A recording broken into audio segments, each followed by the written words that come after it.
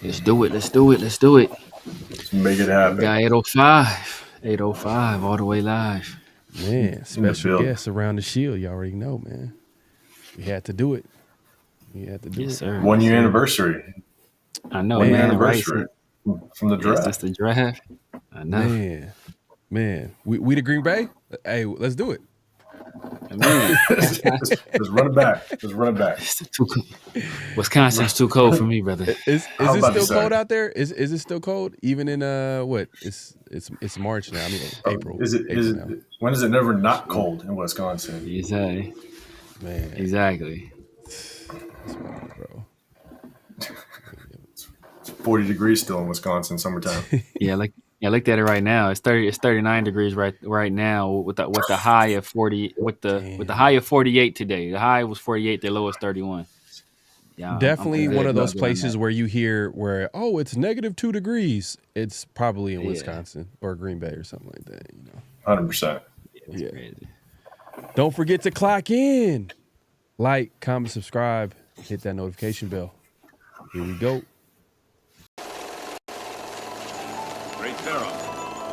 The gift of Troy is a fabulous fabric from the land of the 5 rivers.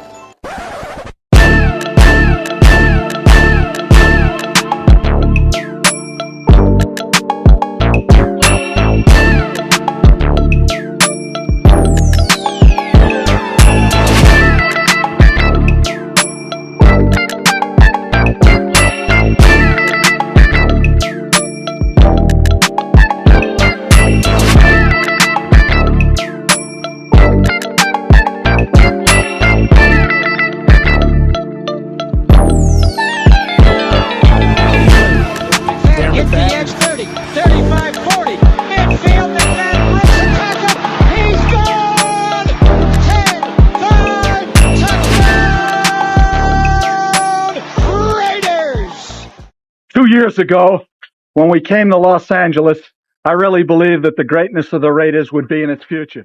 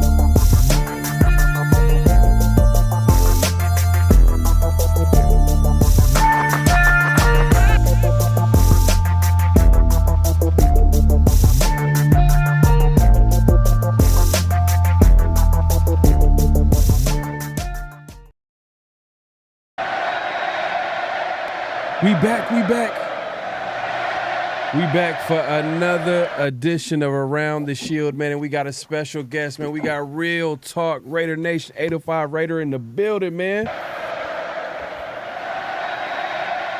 What's happening? What's going on? What's going on, man? Hey, man. Hey, it's like you said, man. It's a year from almost a year from last year where we were able to link up in Vegas. rock out for the the draft. And now hopefully they don't surprise us with another Brock Bowers pick. I don't like them type of surprises. Even though Brock Bowers did work out, but I remember the look on everybody's face when Brock Bowers was the pick. You remember though? You remember? I mean, before we get into that, man, I swear that beginning video, man, that's fire. I almost forgot I was in the show. I thought I was just I was just watching it. I was like, man, oh shit, that's right. We're about to go on. Right. But you remember when we were sitting there doing the live in the draft, and I think it was one of your guys that came into the bar that was watching, and he told us who the pick was about maybe 10 seconds before it happened, and all three of us Marty were like, Mart. You know what? You shit. Shout out to Marty Mart, man. Hey, he was Marty getting Mart. the news. Marty Mart, the one that told us. Marty Mart, the one that told us about Michael Penix. That's what ruined the night for me. When he's like, man, Atlanta taking Michael Penix. The Raiders tried to trade. I still remember the exact words. He was shaking his head like the Raiders tried to trade up and they couldn't do it. I'm like, dang. When he said that, when he said Michael, he was the one that announced Michael Penix got picked by the Falcons. When he said that kind of like it messed me up a little bit before the Raiders pick. I was like, damn. Man, he was feeding us the picks like 10 seconds before, and we're just sitting there going like, God damn, like what? How do we react? Shout out to Marty Mart, man, if he's in the building, man.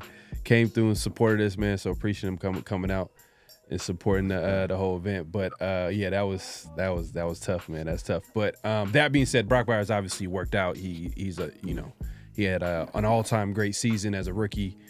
We were just. We all have PTSD when it comes to Raiders and them picking in the first round and just doing the wildest things. I remember I told Severe the other day, like, I remember when the Raiders picked Hayward Bay, and at the time I wanted them to get Crabtree, and it was so shocking. I was like, Hayward Bay? Did anybody have this guy get picked like in the first 3 rounds? Like, and he gets picked in the first round, but back then that was the Raiders' MO, the fastest guy. I think all of us have too many of those stories. It's like the Damon Arnett pick. I was like, Damon Arnett? What the hell are you picking Damon Arnett for? Right. It's the Alex Leatherwood pick, the Cleveland Farrell. Like, I think everybody's just like, damn. When's this gonna stop? Right. Man. Yeah, Space Beast. It was gonna go to the second round. That's what they told me. That's what everybody told me. Man. But shout out to everybody pulling up. The night crew in the building. Louis in the building says, what up, fellas? Night crew clocking in. Deal finally done. Let's get it. Yeah, man. Hey, let's actually focus on bigger and better things now. And now, yeah, exactly. And the Raiders were able to officially sign Geno Smith to a contract, which we all expected, but it was just kind of like weird that it was kind of taking too long. Usually when, a guy gets traded, we hear the deal like right after that. And it just took a little bit, but you know what? When we'll get into that conversation, I'm not mad at it. Spytech, he's doing work out here. But we'll get into that in a little bit, man. Salute to Egalitarian in the building, man. Pulling up and supporting the show, man. My guy. We got Myra in the building. Myra got her own little theme song. I got her. She comes in, she gets to hear. No one comes in and says, so. Exactly, right? Yeah, UCLA fan. Yeah, UCLA fan. That's the only blue and gold I recognize as UCLA. So nah, man. We're not gonna hate on the Warriors, man, today. Come on, man. We're not gonna hate on the Warriors. We're not gonna hate on the Warriors. Steve in the building, man. Appreciate you coming through, man. Hey, man, Steve, we gonna have a good mock draft today too. We got 805 in the building, man. He's gonna have some insight on what we need to do in the draft in the first round. Maybe pick another tight end. You never know. He might be feeling up for tight end. Richard in the building, man. My guy, man. Appreciate you coming through, man. Raider Pete, everybody's pulling up today, man. We got all the we got the guys that support the show heavy coming through, man. But yeah, man. Before we even get it, salute Tony, man. Appreciate you coming through. Yes. Before we even get into it, let's just go into the Geno Smith signing. Man, was it everything that you expected? Did you? Because from, everybody was expecting that he was going to get, because what we heard from like the Seattle contract negotiations, he wanted between 40 to 45 million a year, and it was taking longer than expected. But now that you've heard the official deal, which is reportedly a two-year $75 million deal, and with up to like $10 million with incentives, so it can go all the way up to 85. He was on his last year deal already, and I think it was like 31 million.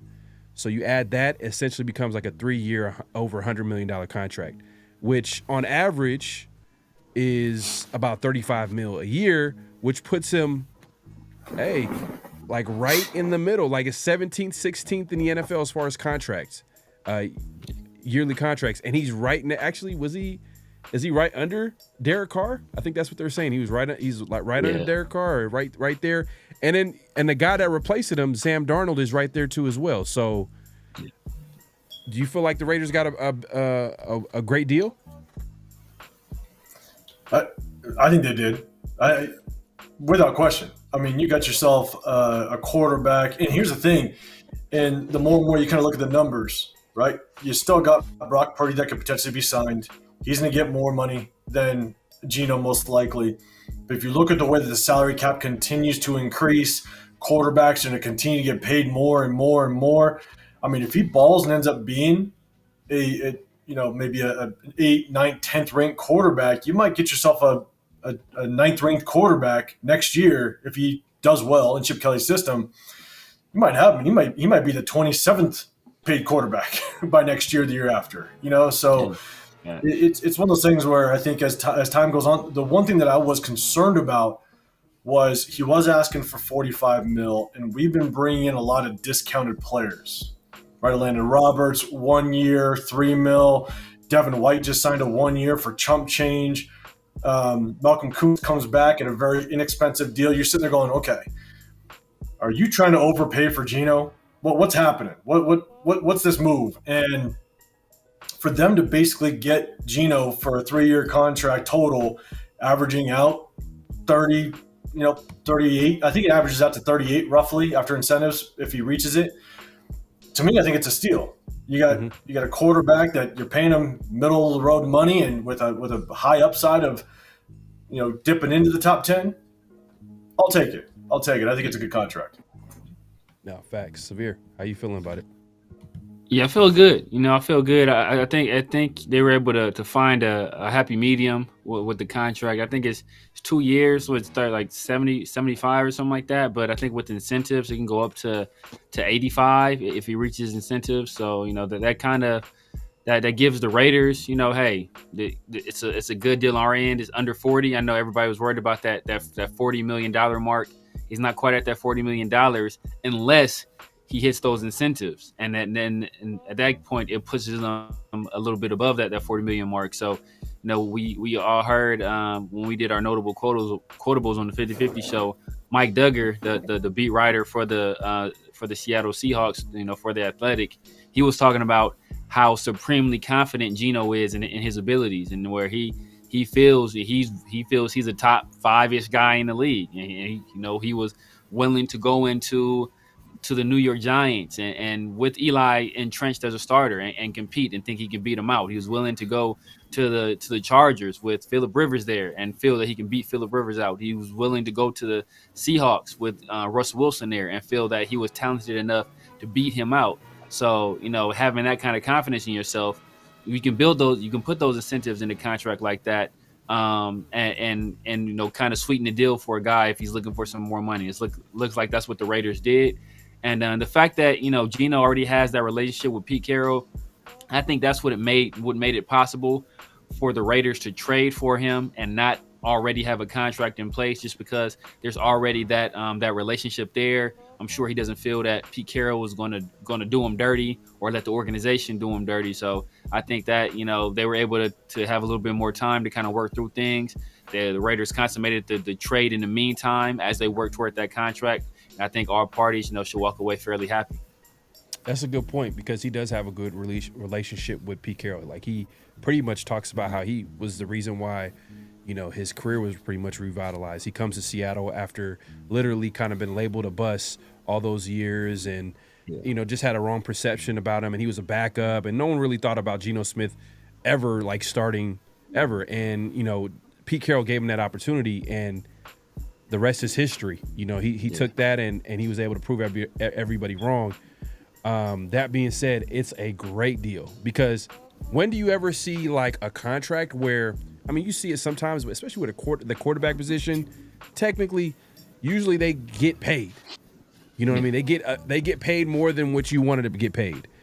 And he got paid, you can make an argument probably under what he should have made. He probably should have made like 40. You can make an argument that he probably could have made 40 just based off how the market is and the quarterback position gets paid. And he gets paid less than that. And on top of that, you give him room to pretty much outplay the contract. There's room for him to outplay the contract. And if he plays, if he doesn't play as well, okay, Raiders gave it a shot, but it's not a contract where you're gonna look at it and be like, oh, that's a terrible contract. It's more so like, all right, that's what you have to do in order to compete. You gotta sign somebody, right? And they signed him to a deal where it's literally middle of the pack contract. You're talking about Derek Carr, Sam Darnold, you know what I mean? Like guys like that where, even a Sam Darnold, I was kind of surprised. I thought Sam Darnold was going to get paid a little bit more. He got actually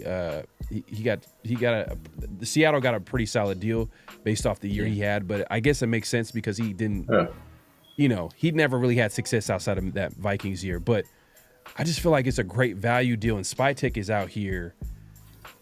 Every move he's made is he's not going to overpay for anything, nothing. Yeah, today, apparently not. Well, right. Well, Kappa. He definitely overpaid there. Definitely overpaid Kappa. Didn't you? Sir? Definitely overpaid Kappa. So, but other than that, that was scholarship money. That's what that was. That was scholarship money for Kappa. Well, we got to look at the guarantees of that contract because I know Geno got like $66 million guaranteed in his contract, but Kappa, what's his guarantees? Because if it's not too crazy that he could easily be cut. Because I know the other day they talked about competition. Front loaded. So I think we can walk away from him next year. I think it was front loaded. I think his guaranteed money is this year. I think it was like maybe 5 or 6 or something like that. And then I think in his second year we can walk from him and he won't be there won't be any dead money or a cap hit. I think.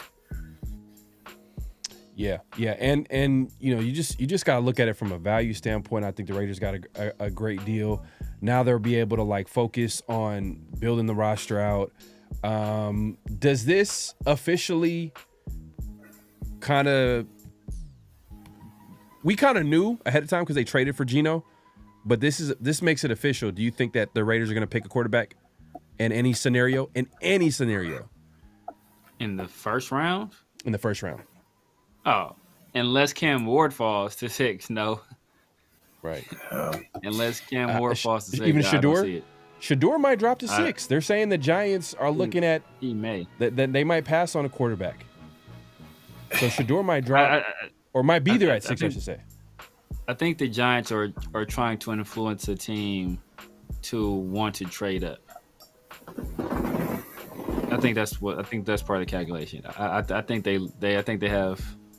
If they're smart, they have every intention of taking a quarterback. Right. So unless Cam Ward falls out, I don't believe that they take Shador at 6. Now maybe in a situation where if they trade down and Shador is still there, like I say they trade down to 10 or 11 or something like that, and Shador is still there, I think then you're having a deeper conversation about it.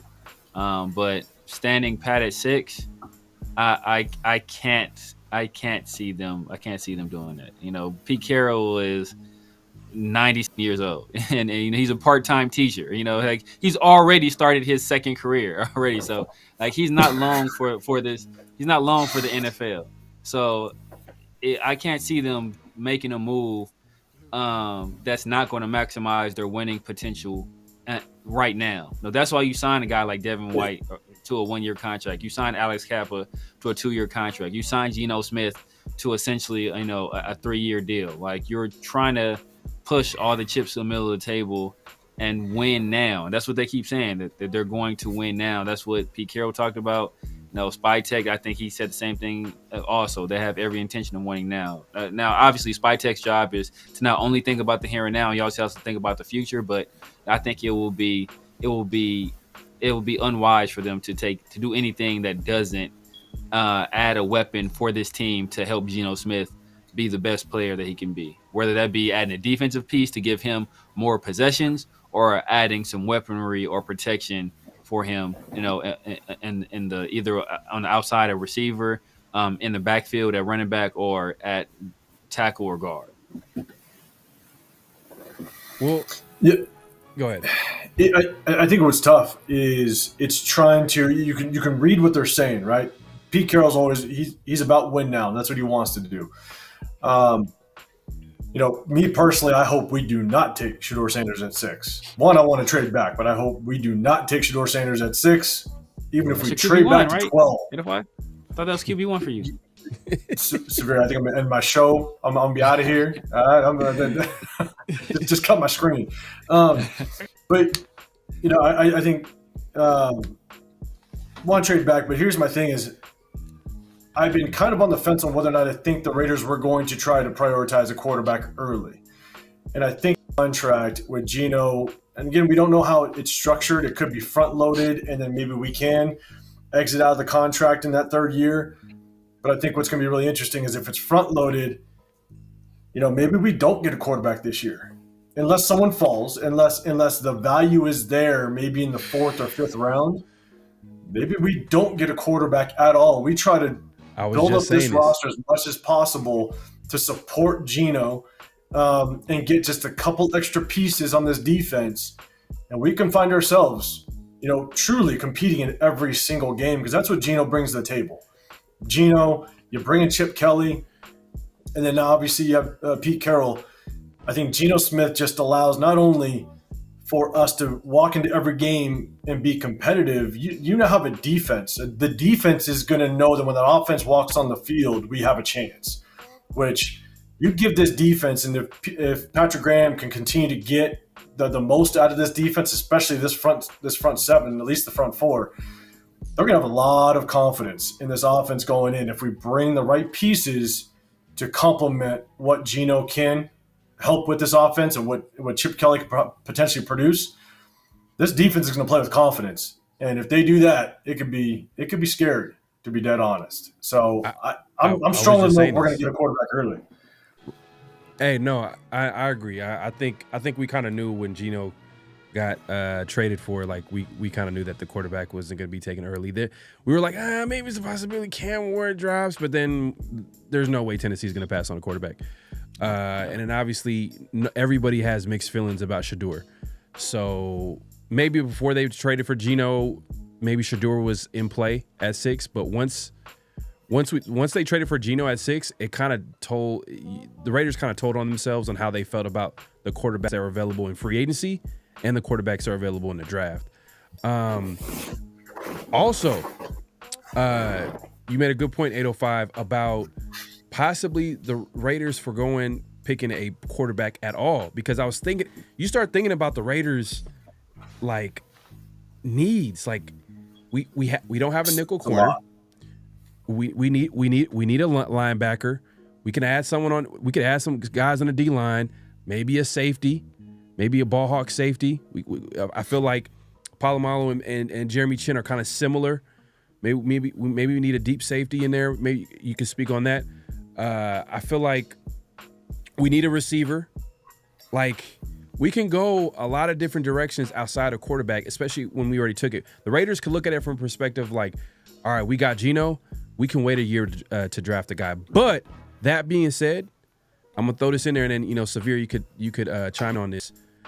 The quarterback from Tennessee that was with the Patriots just got traded to Dallas Cowboys. Oh, Joe Milton? Joe Milton just recently got traded to the Cowboys for a fifth round pick, and I think the Patriots also sent out a 7th round pick. Yeah. And according to Vic Tafer, the beat writer for the Raiders, he said the Raiders were in on it. They were so that makes it kind of has me thinking like, all right, if they made that trade for Joe Milton, I'm sure they're going to go all in on the draft as far as other positions outside of taking a quarterback.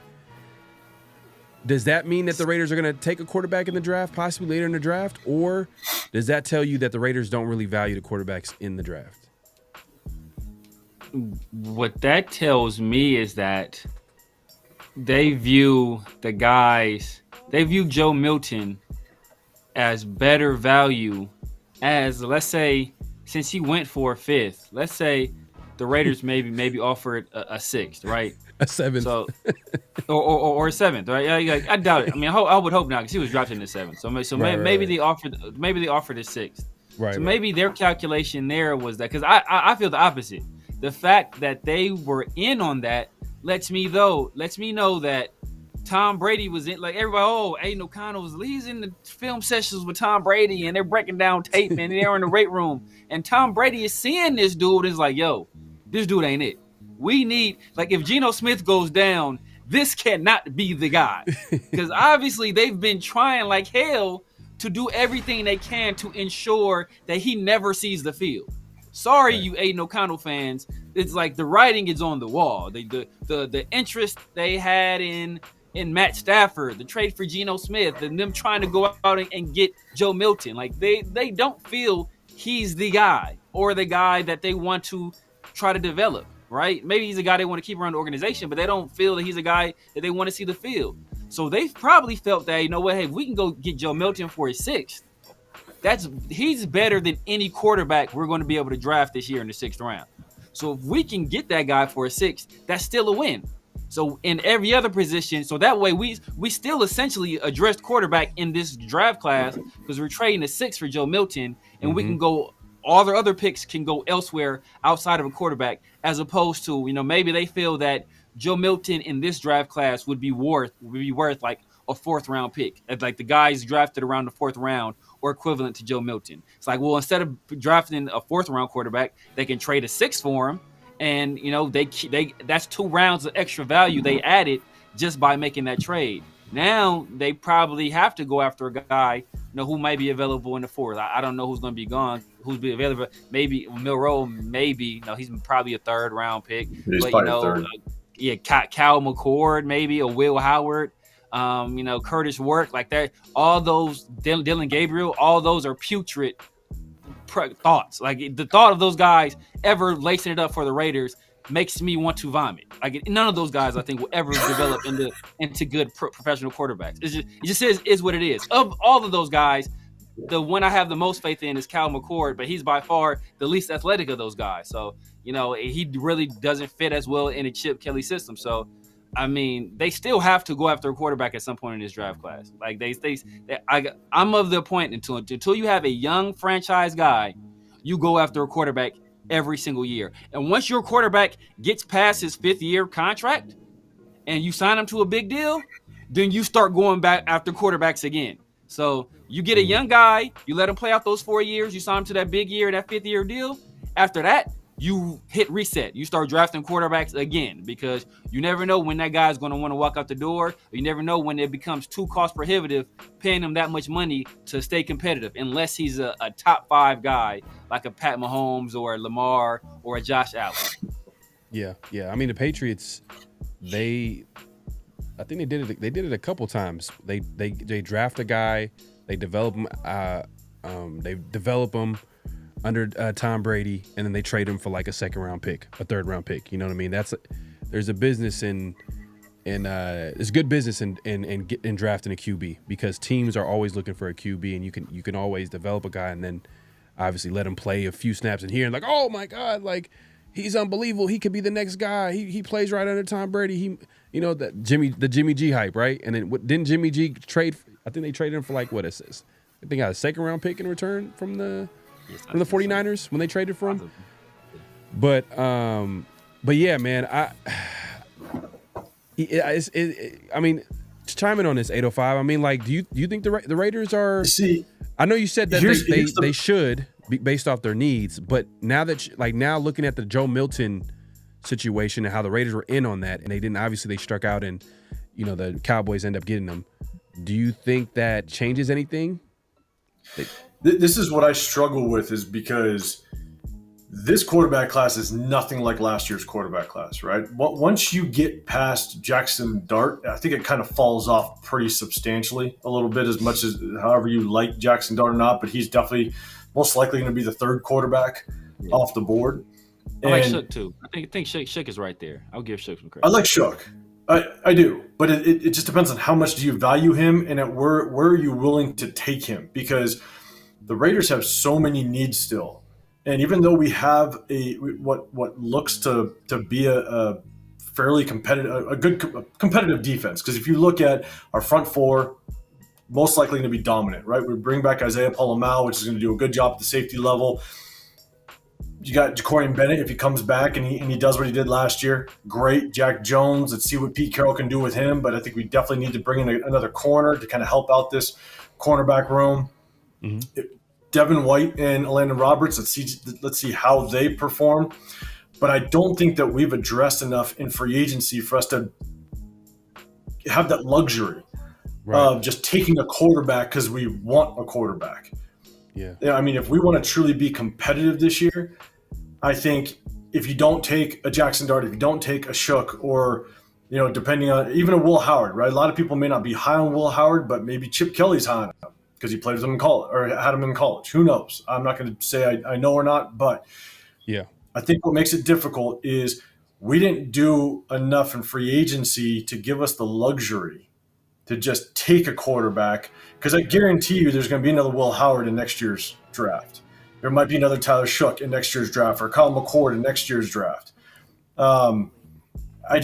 There's the receiver class is pretty deep. The interior defense line class is really deep. There's the linebacker class. The more and more I watch the prospects, the linebacker class is pretty deep. The running back class is really deep. I mean, these are all positions that we still need to get, and we only have 9 draft picks, depending on if we move around or not. So I just don't know if we've done enough in free agency to give us the luxury to just take a quarterback if one doesn't fall to us. Let's put it that way. That's why I'm struggling on whether or not. If we want to take a quarterback in the 4th, I'd rather take Danny Stuntsman, the linebacker, in the 4th, if he's still sitting there. We haven't picked one up. There's a Savion Williams, a receiver. If we don't get a number 1, there's other guys that I would prioritize over some of these later round quarterbacks, just because of the needs that we have and the talent that's sitting in this draft that could make us better day one. So yeah, that's why I'm struggling with taking quarterback late. I hear you because it's funny because last year, let's rewind back to last year when where last year we signed Gardner Minshew, and we know Aiden O'Connell's a backup. We're like, oh, okay, Gardner Minshew contract, he got signed, high end backup, low end starter money. Okay, Raiders are still gonna draft the QB. You know what I mean? Our whole attitude was like the Raiders are still gonna address the QB position. They never did. And that was, you can say that probably contributed to downfall of the Raiders season. Obviously the injuries on defense, but the quarterback play wasn't there for them to be successful. And this time around, it's a little bit different. I feel like we feel a little bit better with Geno Smith at quarterback. Obviously, we feel like Geno Smith is a better quarterback than Minshew or Aiden O'Connell. And on top of that, we recognize that, like you said, we have a lot of needs, and there are a lot of. And you know what? To keep it real, you said we didn't do enough in free agency to take to make a luxury pick and getting a quarterback to sit behind Geno. You could make an argument that taking a running back at number 6 is a luxury pick that the Raiders shouldn't be doing, especially with all the needs that we have. Yeah. And running back is one of them. But like you mentioned, that running back depth in this draft, you couldn't. And Spytek, he made it. He said it the other day when talking about the running back depth or depth in general. You could play around with it, and I think that was one of our notable quotables, Severe, where we played on the last show, and he was talking about how when you have depth at certain positions, you don't necessarily have to take the best guy at that position. You could easily take another guy. You know, there's an art to drafting. And man, hey, if Spytek kills the draft, man, we might have a guy at GM. We might have a guy, but we'll see. We'll see, man. But agree. Yeah, I mean, to 805's point, you know, like this class is deep at certain positions, and depending on how the draft plays out and who's on the board, I think that will dictate how we approach those later picks. You know, if it's close, like if it's a situation where it's close between a certain position and close between a quarterback, you know, they might say, hey, you know what, we want a developmental guy. Like let's grab this guy. You know, like obviously Miro, he's gonna go too high. Like he's a perfect developmental guy right there, but he's gonna go much higher than I think. I think he's gonna go much higher. But that's like that's essentially Joe Milton, right? That's exactly what you're looking at with Joe Milton. Right. You know, like that's exactly what, like, you know, all the physical tools there. You need some refinement. But that's the mistake we made last year. You know, people always talk about I talk about Spencer Rattler all the time, but we took Tommy Eichenberg instead of taking Spencer Rattler, and now we still need a linebacker. We're still like, yo, we have no linebackers. At least if you take a Rattler, you have a guy. Hey, you know what? This guy has some tools. Let's try to develop this guy. Like now we're looking at a backup quarterback and a linebacker. Like we filled no holes with the Tommy Eichenberg pick. Nothing at all. Just a roster spot. So that's why you don't want to put yourself in that same position again. You want to have a developmental guy there. That's what Dallas just did with Dak. You know, like that's and unless you have a young guy like the Patriots they were smart. They took two. We didn't take one. They took two, and we didn't take one. And guess what? They flipped that one that they took in the seventh. They flipped that for a fifth. So that's smart. They got some return on their investment. If we would have made a similar investment, we could have made a similar. Well, actually, we didn't even need to, because we'd have a developmental guy in the house and not have to worry about using further draft capital. Like, would I rather have Trey Taylor or Joe Milton? I'd rather have Joe Milton. Trey Taylor probably ain't gonna play, but I'd rather have MJ Devonshire or Joe Milton. I'd rather have Joe Milton. But I'd rather have Tommy Eichenberg or Spencer Rattler. Spencer Rattler by a effing mile, because Tommy Eichenberg is no good. Don't get it. So there's at least one Tommy Eichenberg statement in every live. It's bound to happen. And then Instagram just gets fired up. Love it. It's up there with Justin Fields, man. It's up there with Justin Fields. And here's the other thing with Justin Fields. Here's the other thing that's really tough, right? Because I kind of teeter and go back and forth and going, look, I want to trade back from 6. And the one thing that we could do in the immediate is if we trade back, let's say you trade back to 12 or 10, what have you, and you pick up an offensive lineman, you shore up this offensive line. You know, we need help at the guard position. Parham is not the guard for the future. He needs to be a backup. He needs to be a rotational piece. And with that first pick in the first round, you shore up this offensive line to help Geno in the immediate. And then again, if you do like a Jackson Dart, then you just pull the trigger on Jackson Dart in the second round if he's there, and then you can start to build for the future. But that's the only situation that I see where we can truly just take a stab at a quarterback. And now you got your quarterback in the first, or you got your quarterback. You got an offensive line to build off of, and you can help Geno Smith in the immediate. And then now you can start plugging in some running backs, a receiver, maybe a corner, some depth at the edge. Because here's the thing is, you bring back a Malcolm Kuntz. If he's Malcolm Kuntz of 2 years ago, great. And if he stays healthy, great. But the thing is, our depth behind these edge rushers are extremely suspect. So that's another situation to where we need to find depth in the later rounds at the edge spot. And so Tyree's first off the bench. That is scary work. But that's the thing is, if you want to build, if you want to help now, but then also build for the future, maybe you do. You trade back, you acquire a couple more picks, you pick an offensive lineman to shore up this offensive line to help Geno, because we know that killed him last year, and you pull a Jackson Dart in the second round. and now you satisfy both avenues. So that could be a strategy that the Raiders are looking at. Yeah, I agree too. Because trading back and adding more picks, maybe another second, you throw in a third, that kind of changes a little bit. Like, okay, maybe they can find a way to pick a quarterback, but then that, as of right now, it's just gonna be tough, man. I know, Severe, you said you got to take a quarterback at all costs. You got to have a guy back there, but Raiders can make an argument and say that we can wait a year, man. They can wait a year and grab a guy next year, but especially this year, because when you pay a guy like give him an extension, 2 years, $75 million, could go up to 85. Like, you're gonna try to get this guy weapons, protect him. Some guys on defense. You gotta make it easier. You gotta make it so where he could be successful. I think we lost Severe, but we're 805, man. So, I mean, how you feeling? How you feeling about, like, I know we got Geno. We got the 6th pick. You're saying that it needs to be a trade down from number 6 at all costs.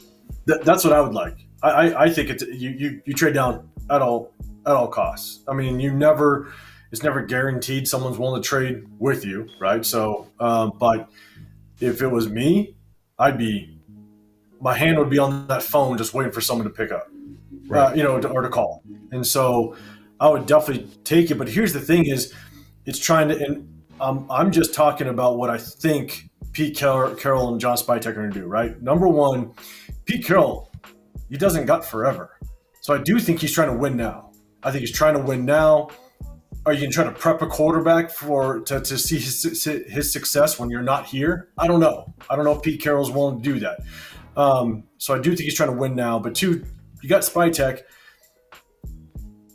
I don't know how far he's willing to trade back. You're a first-year GM.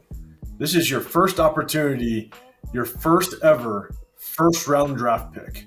I don't know how far back he's willing to trade back. And so I think you trade back far enough to maybe 10, and you still get whatever guy you want, knowing that he's going to be there. I know some people have talked about trading all the way back to like the late teens, and then you maybe snag a quarterback. But that's hard. I don't see a first-year GM trading that far back, because you have to make sure you nail your first ever first-round draft pick. So, maybe he goes back just at most a handful of spots. And if you want a quarterback, if Shedeur and Cam Ward are gone, I don't think you're picking Jackson Dart in the top 10 or top 11. So, man, I don't know. I'm gonna throw this at you real quick.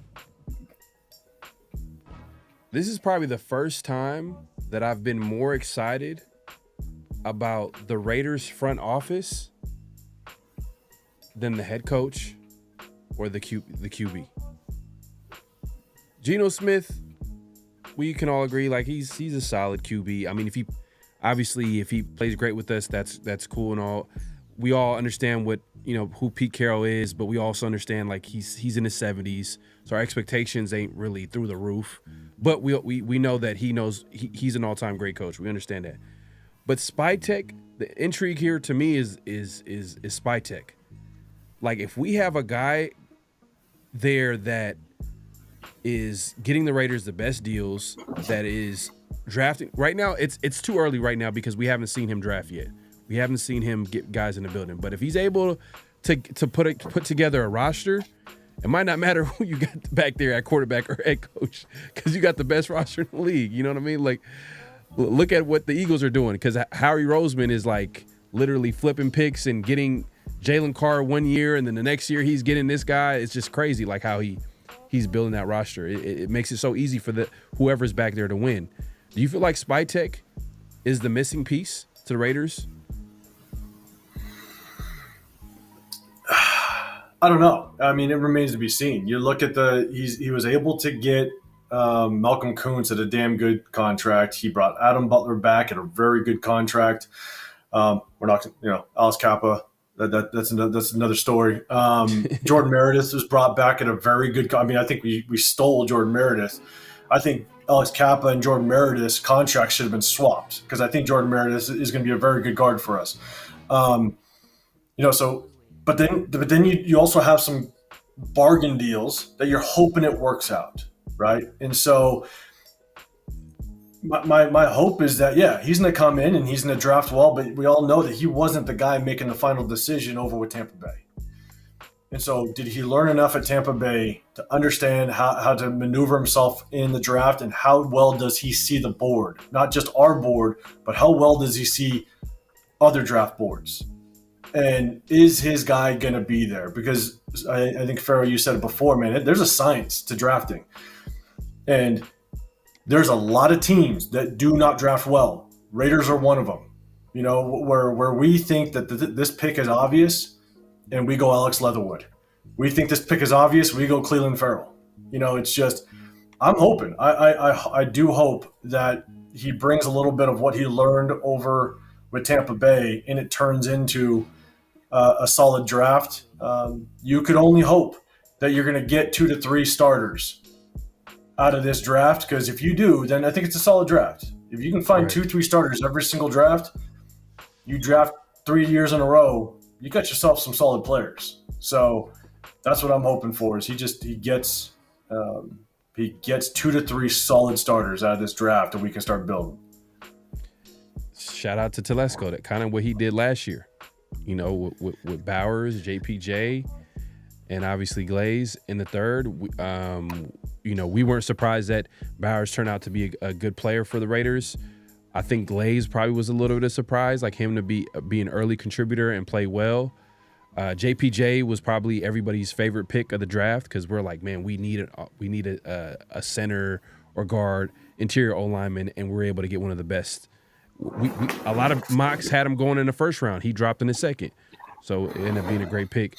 But now Spytek has his chance to show what he can do in the draft. I'm excited because he's reading the market correct. Because going to free agency, everybody was saying it was a weak class. Moore got overpaid. You probably can argue, and I talked to Severe about this.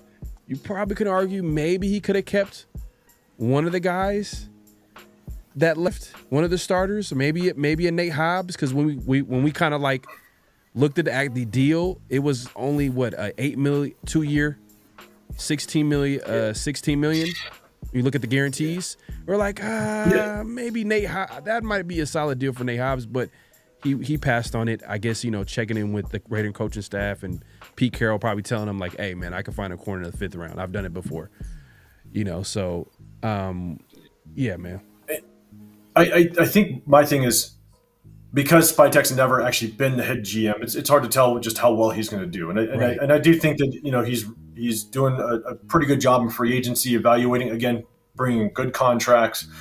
But I think the one thing that I'm more optimistic about, if we just talk about front office versus, you know, just coaching staff, is I think you have to have some optimism when it comes to Pete Carroll, only because he's done this before. He's a Super Bowl winning head coach, right? He still looks like he's got everything still there. He's still got his youth to him.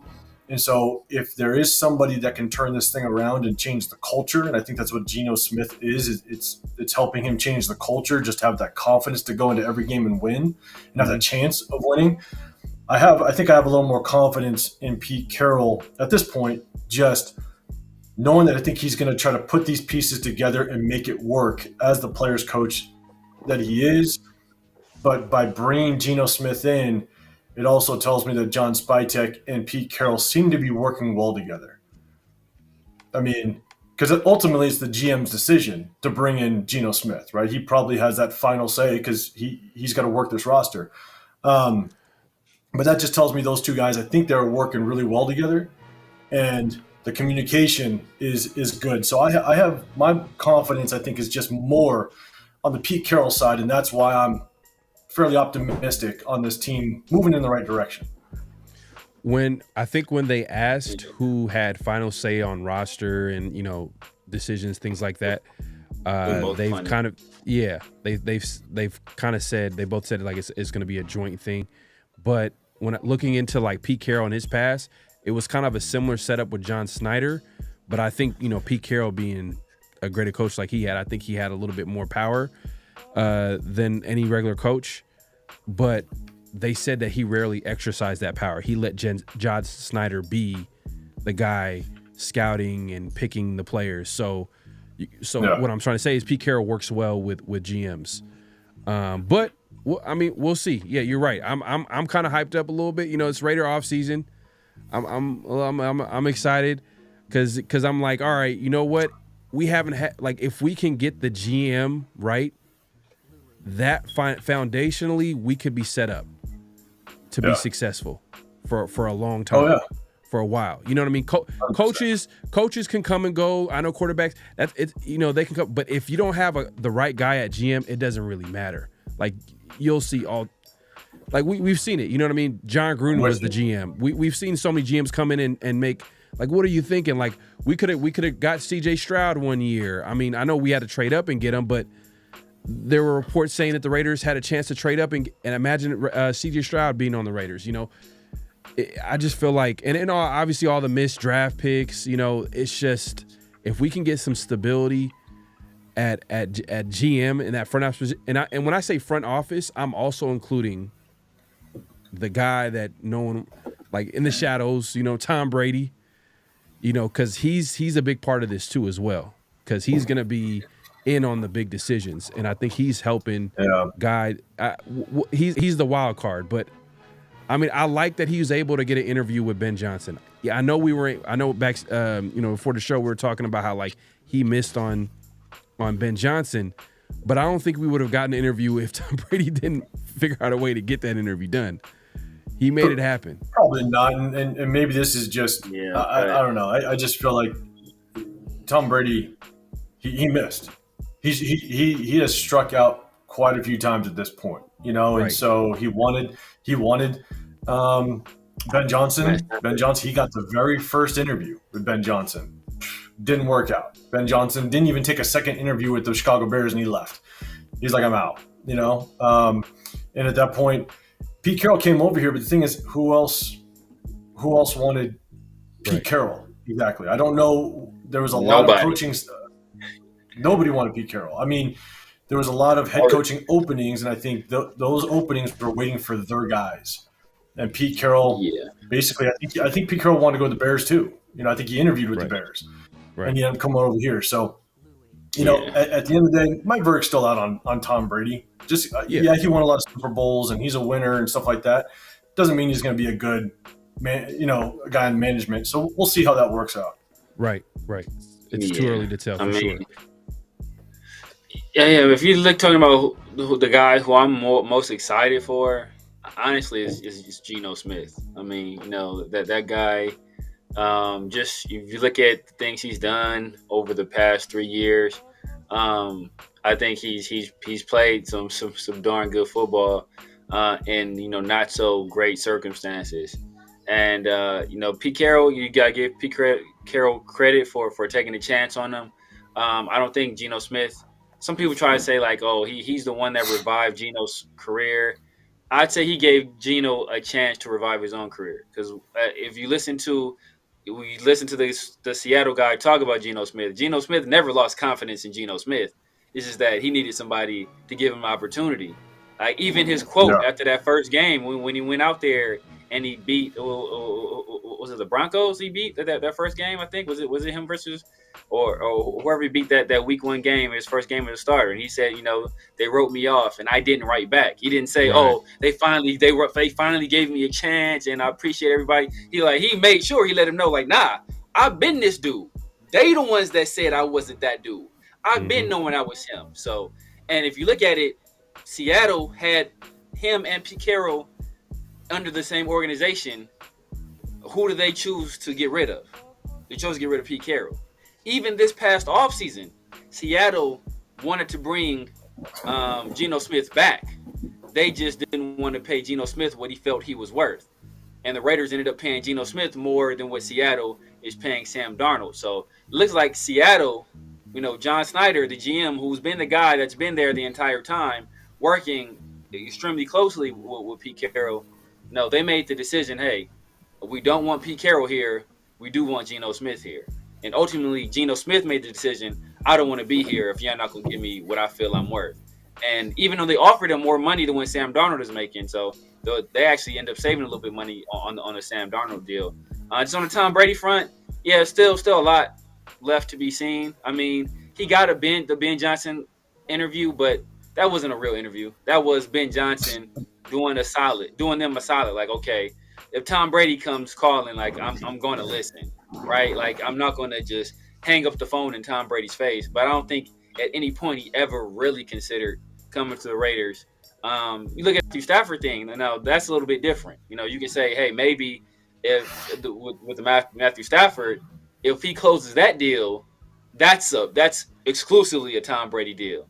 But then at the end of the day, right? Like the shots you almost make don't count as points, right? Like, oh man, I almost made that.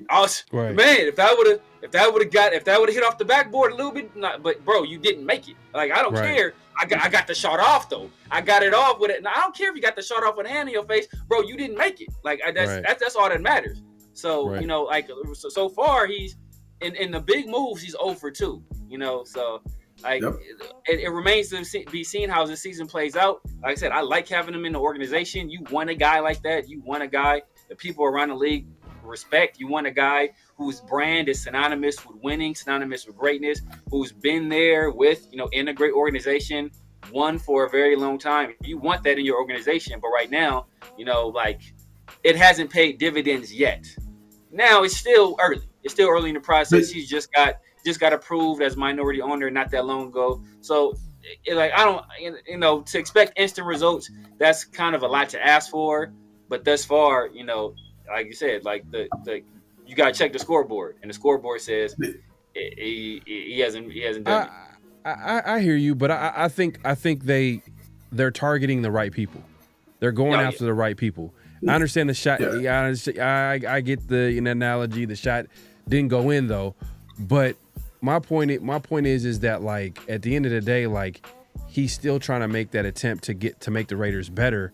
And to be honest with you, here's the thing. I'm with you. To be honest with you, Ben Johnson and Stafford made the right decisions.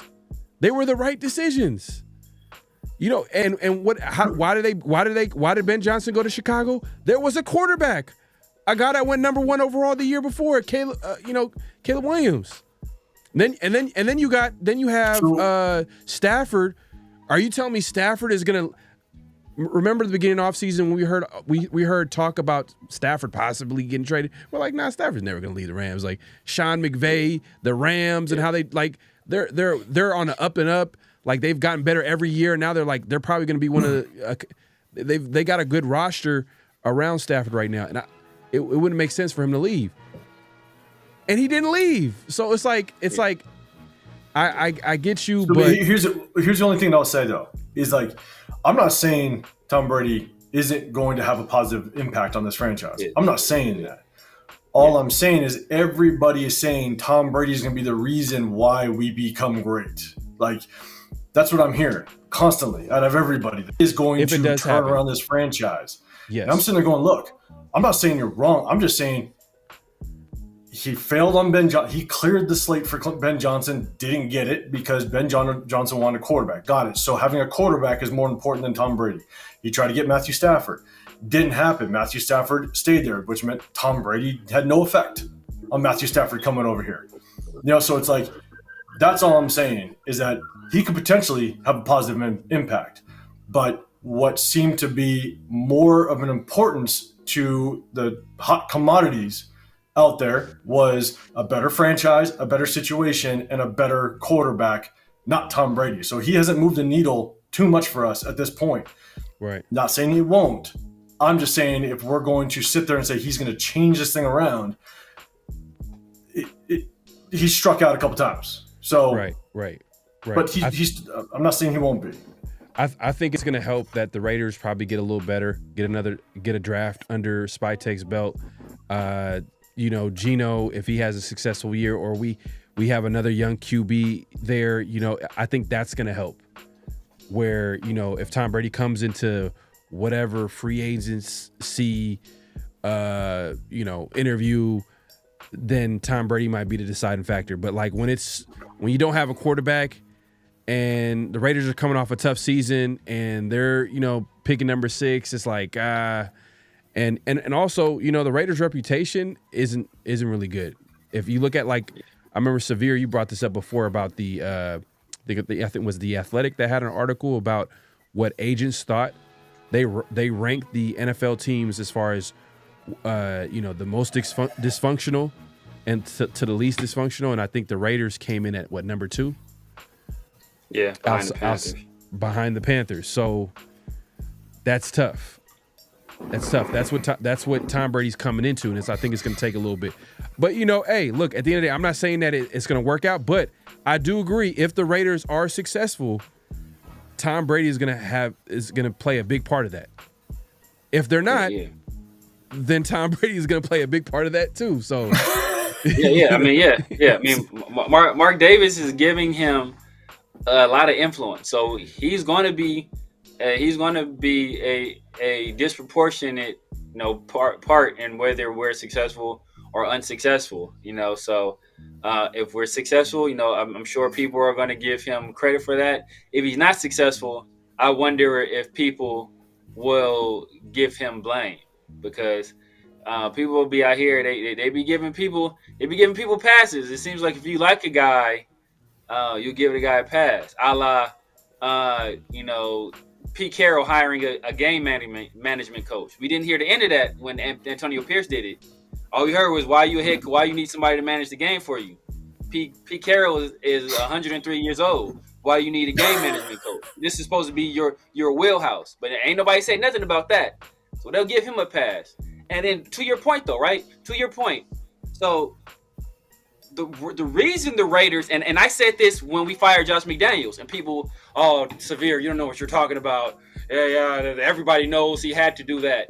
When you fired Josh McDaniels, I said I said two things. I said this will not reflect well upon the Raiders, and we would not be able to hire a young head coach.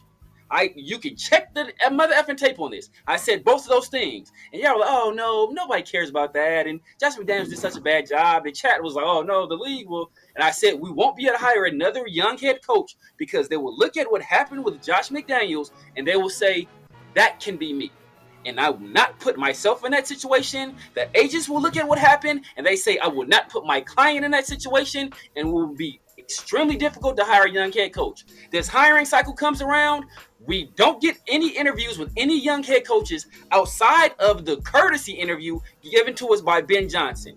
Why is that? Because the Raiders cycle through head coaches too frequently. What is the first thing that Tom Brady and his regime did when they got here? They fired a GM that just had a good-ass draft, and they fired a head coach that only got a year to do anything when we knew he needed more than a year to develop. So the first thing we do is we repeat the same mistakes that put us in a bad position that we're already in. So that immediately makes me look at you like, should I have confidence in you when you see what just happened over there and then you do the same thing that has people looking at us sideways? Like, the math ain't mathing with that, in my opinion. Right.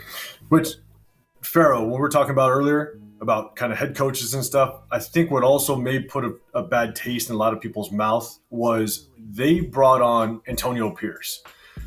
And a lot of people felt like that was kind of the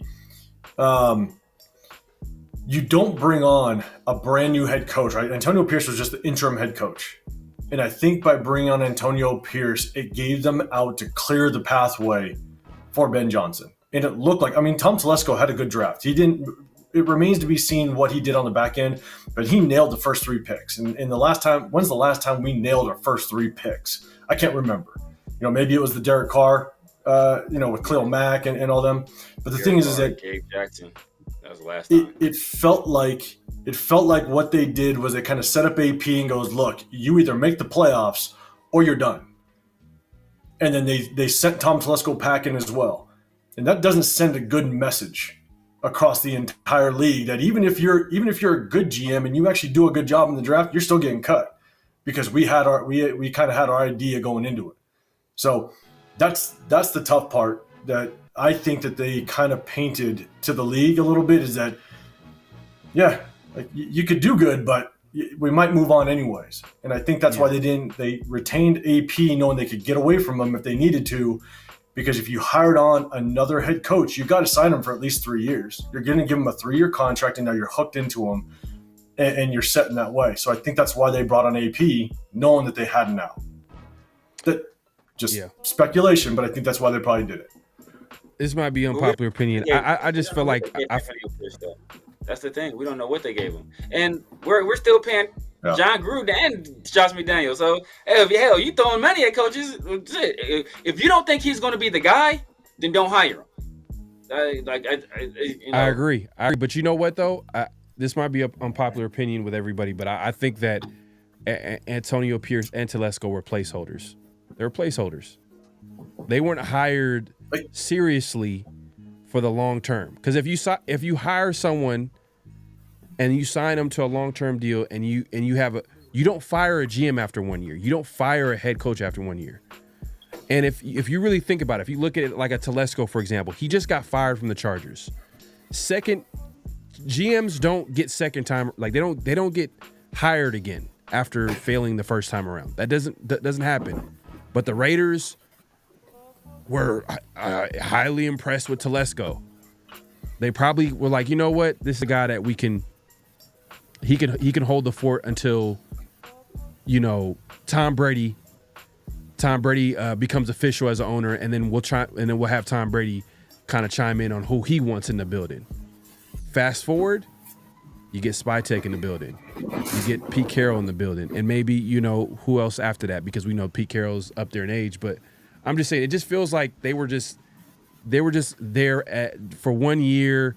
They knew I think Mark Davis, he did it for the fans at the time. We were all behind it, but when you fire a guy after 1 year, man, and that's a whole different conversation. I know a lot of people are kind of mixed because people are going to be like, oh, well, AP, he didn't improve his game management and I don't even want to go back and forth about that, but you just don't hire someone with that much inexperience and then fire him after 1 year. It just come on, you got to give him an opportunity to at least develop as a head coach. But it is what it is.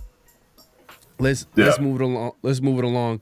Nazo says one thing you can't deny is Geno will have his best OC he's ever had, and the Raiders will be fun to watch again because Chip is going to influence those offensive signings in the draft. And I see some people. I see some people in the chat too. Shout out to everybody pulling up, and make sure to clock in, hit that like button, hit that subscribe button, hit that notification bell. Some people are not believing in. Lake Show says Geno's average is hell, bro. Only hope is he's better than AOC, but we still need to get Shadur in this first round. Okay, but you're missing one thing though. It's Pete Carroll, and Pete Carroll said he did in his opening presser. One of the things he said was that he doesn't believe that everybody. He doesn't believe in that the quarterback. There's only a few quarterbacks that can carry a franchise. It's like 2 or 3 that can, maybe a little bit more than that. That can literally are franchise QBs that can carry a football team. Everybody else, they need a lot of help. And that's what he's focused on. He's focused on building out that roster. Now, I 100% agree.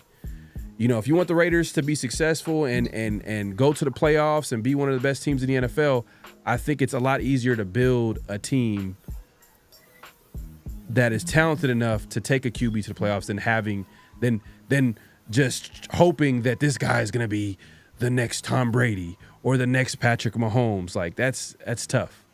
That's tough to do. What's your take on that? Go for it, sir. Yeah. I mean, look, I'm not, nobody's right 100% of the time when it comes to quarterbacks, or players in general. But I'm the guy that said CJ Stroud was going to come in and he was going to be top 10 quarterback top 7 by year 3. I'm the guy that before anybody was talking about Jaden Daniels, I said Jaden Daniels was the number 1 quarterback in his class. Before people were really talking about Michael Penix, I said Michael Penix was the number 2 quarterback in his class. And I said Caleb Williams would struggle translating to the NFL because of the system he played in, because he didn't know how to play under structure. I'm the guy that said that. I'm the guy that said when people were saying Shedeur Sanders was the number one quarterback in this class, I'm the one that said Cam Ward is the number one quarterback in this class. Now that seems to be the consensus. When nobody was talking about Jackson Dart early in the process, I'm the guy that said Jackson Dart was one of the top quarterbacks in this class. So I think I know a thing or two about quarterbacks. And Shedeur is not going to come in and be better than Geno Smith year one. He will not.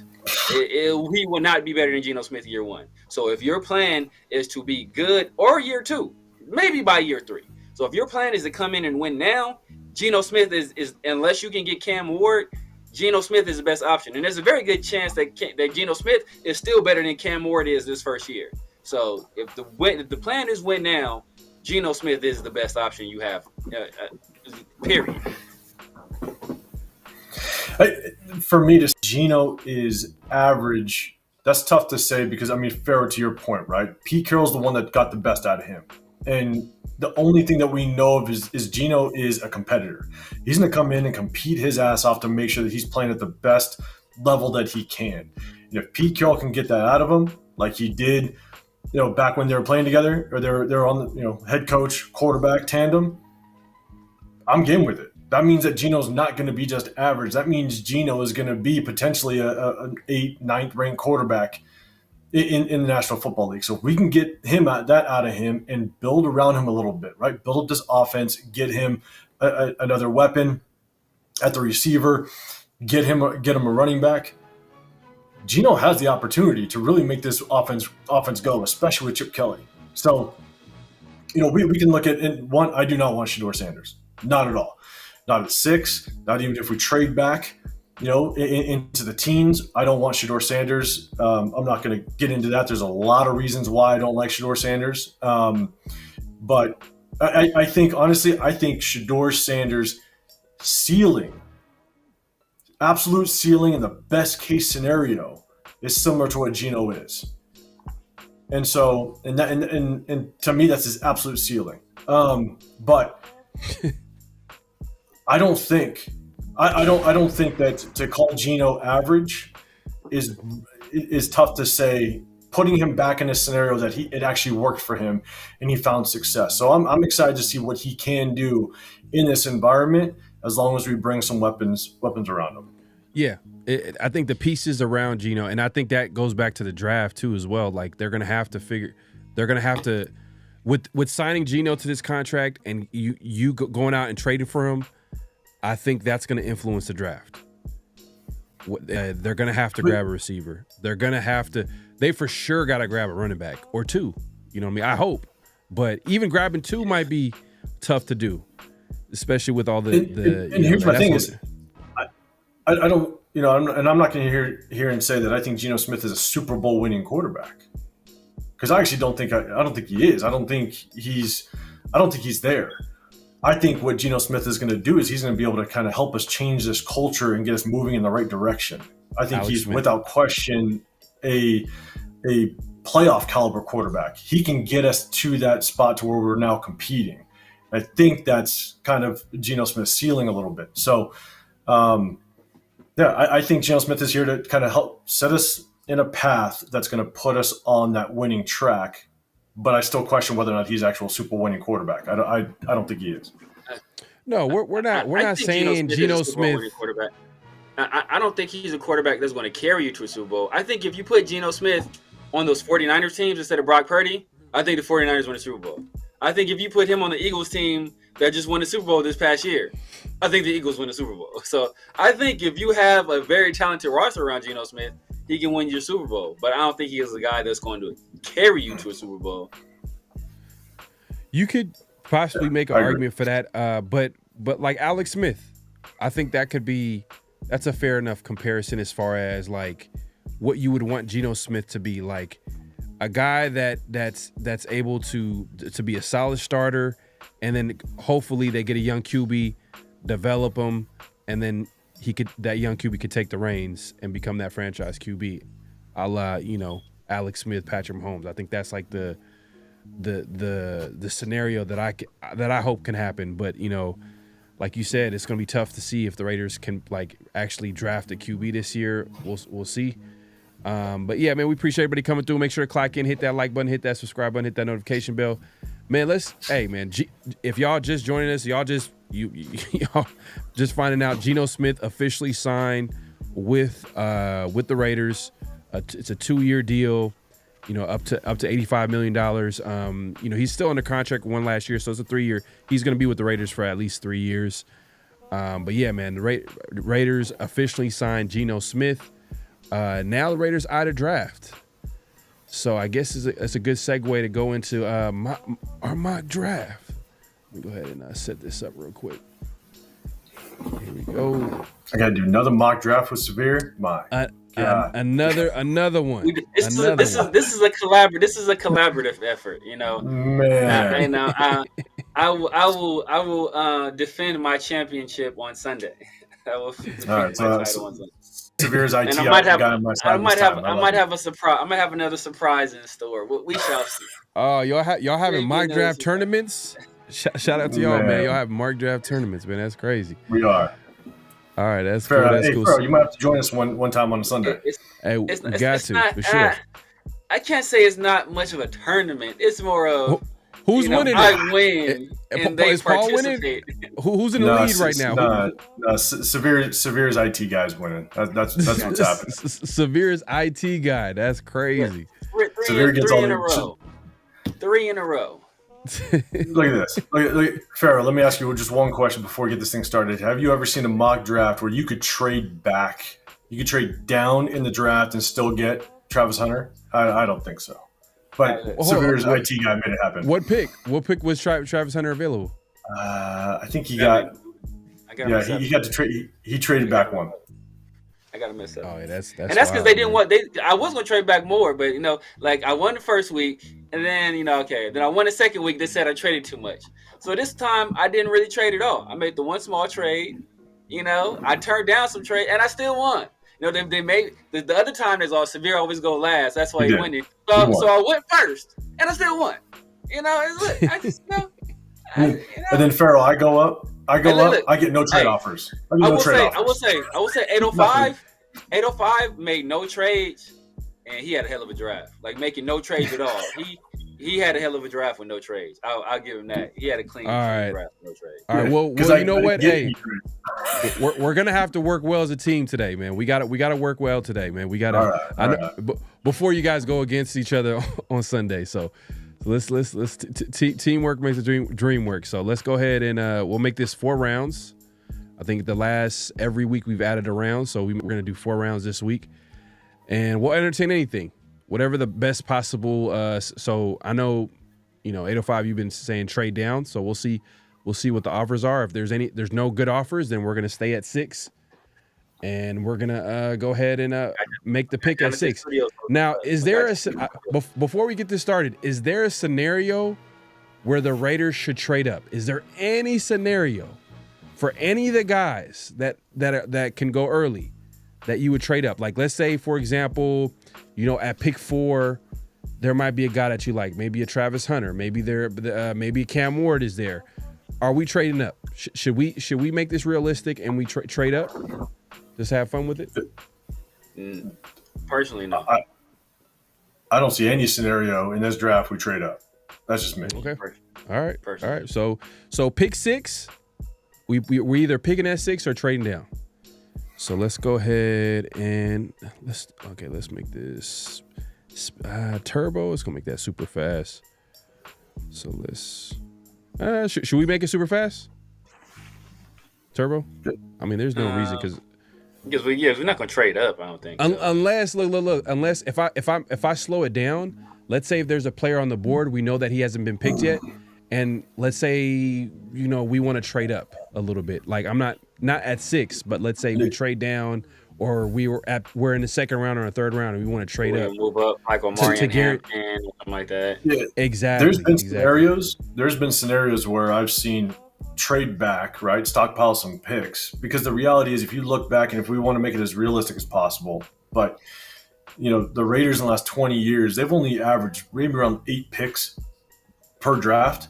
The most they've ever had was 11. The least they've had is I think it's 5. And so they usually have around 8, possibly 9 picks. And so what I've seen, some scenarios where I'll trade back or trade down, I guess, stockpile 2 or 3 picks, and then find myself trading back up and getting rid of those, and still ending the draft with about 8 picks, 9 picks. Because if a guy's there and you want to go, trade back up in the 5th or the 4th, man, you just pull that trigger. You go get your guy. So, what happens? Abdul Carter is available at pick number 5. Are we not trading up for Abdul Carter? No, not me. I want the draft picks. I want to build this roster. We got too many holes. At all costs, man. Spytek does love his draft picks, though.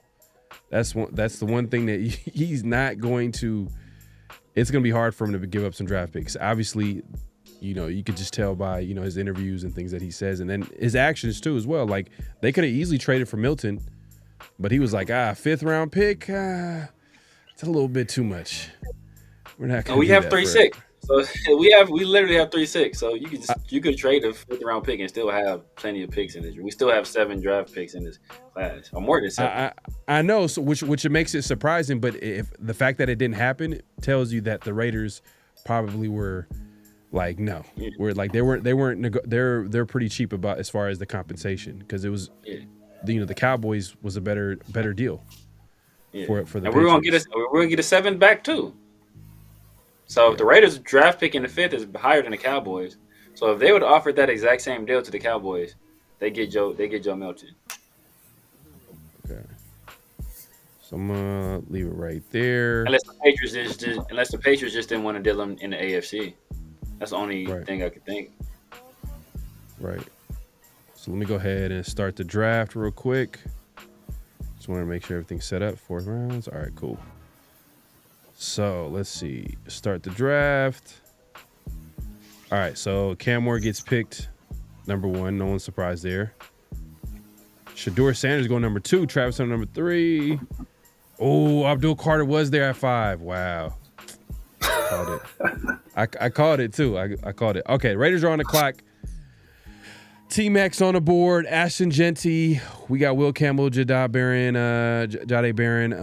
Tyler Warren. Everybody wants a tight end. 33 years in a row. Malachi Starks, Jade Campbell. Let's look at the trades before we. Let's see. Okay, New Orleans is interested. I don't think any. Do we want to go all the way to 17? I'm not sure if we want to go all the way down there. But if we go all the way to 17, then that means we probably can get like a whole. We can get a trade kit package. I like 9. What are they giving us? Are they giving us a second too? So the way PFF works is you create the trade. So what they tell you is that these teams are interested in trading up, and you just have to make a trade package that they agree to. And there's this little percentage thing that tells you they have a 50% chance of accepting or 20%. So like we could play around with it and figure out the best deal by doing that. We can go to 9. We can still get Tetaroa. Yeah. Okay. All right. So pick number 9. Obviously they want pick number 6. We gonna get that number 40 for sure. Let's get that 40. You know what? I'm going after the 71 too. Oh, trade would not be accepted. So this is so what I like about PFF is that you can actually throw in a player. So this is where we throw in. We'll see what happens if we throw in Michael Mayer. Barely. Throwing a 5th. Let's throw in a 5th. Throwing a 5th or a 6th. I would start with the 6th. Try 6th. All right. This is one of the 6, right? They didn't move the needle at all. Right? All right, let's see. They laughed at you. I think just do a just do the 2nd. Oh, so here's the 5th. 143 is the 5th. So that's 29%. All right, so take off that 3rd. Take off that 3rd. Let's go. Take off the 3rd. Take off that 5th. Let's just see 6 for the first for their 9th. We're moving back 3 spots, and you pick up a 2nd. I think that's a fair trade. I'm gonna offer the trade. We'll have like about a certain amount of attempts to do this, so we'll just throw in this and see what happens. There is a 34% so. Number 9, 2nd round, 3rd round. Obviously, pick number 6. This is a 4th and a 5th. And Michael Mayer. And tough part. Yeah, that's tough. Tough part with that, man. Tough part with that is that after accepted. They accepted it. Man. Woo! Yeah. Sayonara, Michael Mayer. Let's go. The tough part with that is what? The tough part of that is we have a massive gap. Unless we trade back in like the third and stockpile some picks, we have a massive gap between, I think, our third and our sixth. Yeah. Because go back and look at what our picks look like now. Let's see. Let's go look at picks. Let's go 9, 37, 40, 68, 71, and then 108. 108. 108, and I think we drop all the way to like 213 or something. Yeah. We got 2 seconds, 2 thirds, and fourth. Oh, well, we're dropping through the fourth. Because that was a fifth and a sixth. So 180. Yeah, so it's going to be a big drop. But we got another 6 though. So we just don't have a pick in the fifth. We have two more 6, and then that'll be it. Yeah. Well, and then the 7th, two more 6 in it, 2 more 6 in the 7th. We could always trade back like the 71 pick depending on what's there, and maybe snag our fifth back. Yeah, because we picked 68, then 71. So that's cool. Because that's good because our picks are back to back. So if we get 37, then we pick right again at 40. So we can really trade back from the 37 or from the 40. So yeah, we got some room to move. Hey man, y'all hilarious. All right, so trade is accepted. Checkers, right? Yeah. So trade is accepted. We're able to get it done with Michael Mayer and pick number 6, a fifth and a sixth, and we get an extra second and extra third. So these could be really good picks, really good players. All right, so let's go ahead and see who the Saints. Will Campbell. They trade up for Will Campbell. All right. So Ashton Genty got picked at 7. So for all the Ashton Genty guys, they got picked at 7. Jahdae Barron got picked 8, and now we're on the clock. Is T-Mac the pick here, or are we looking somewhere else? I'm going Teteroa. We looking at Will Johnson here, possibly corner. Oh yeah, I like T-Mac. Yeah, I'd go really Will Johnson or Teteroa.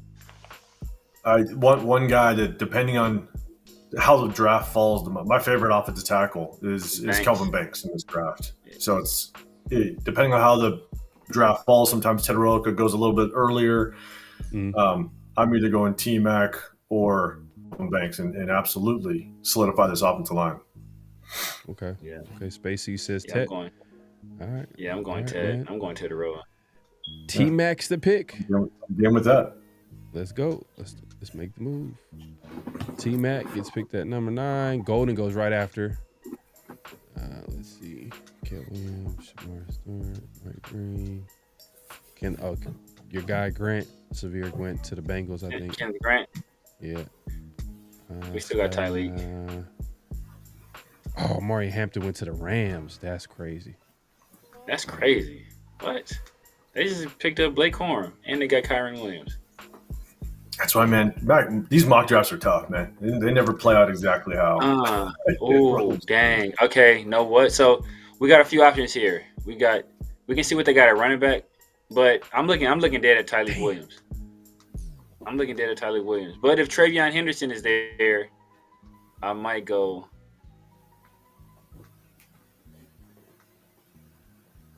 All right, so let's I like see. Josh Connerly too, though. I like Josh Connerly. A lot of people be on Mimbu. I like Josh Connerly better than Mimbu. Be 100% real.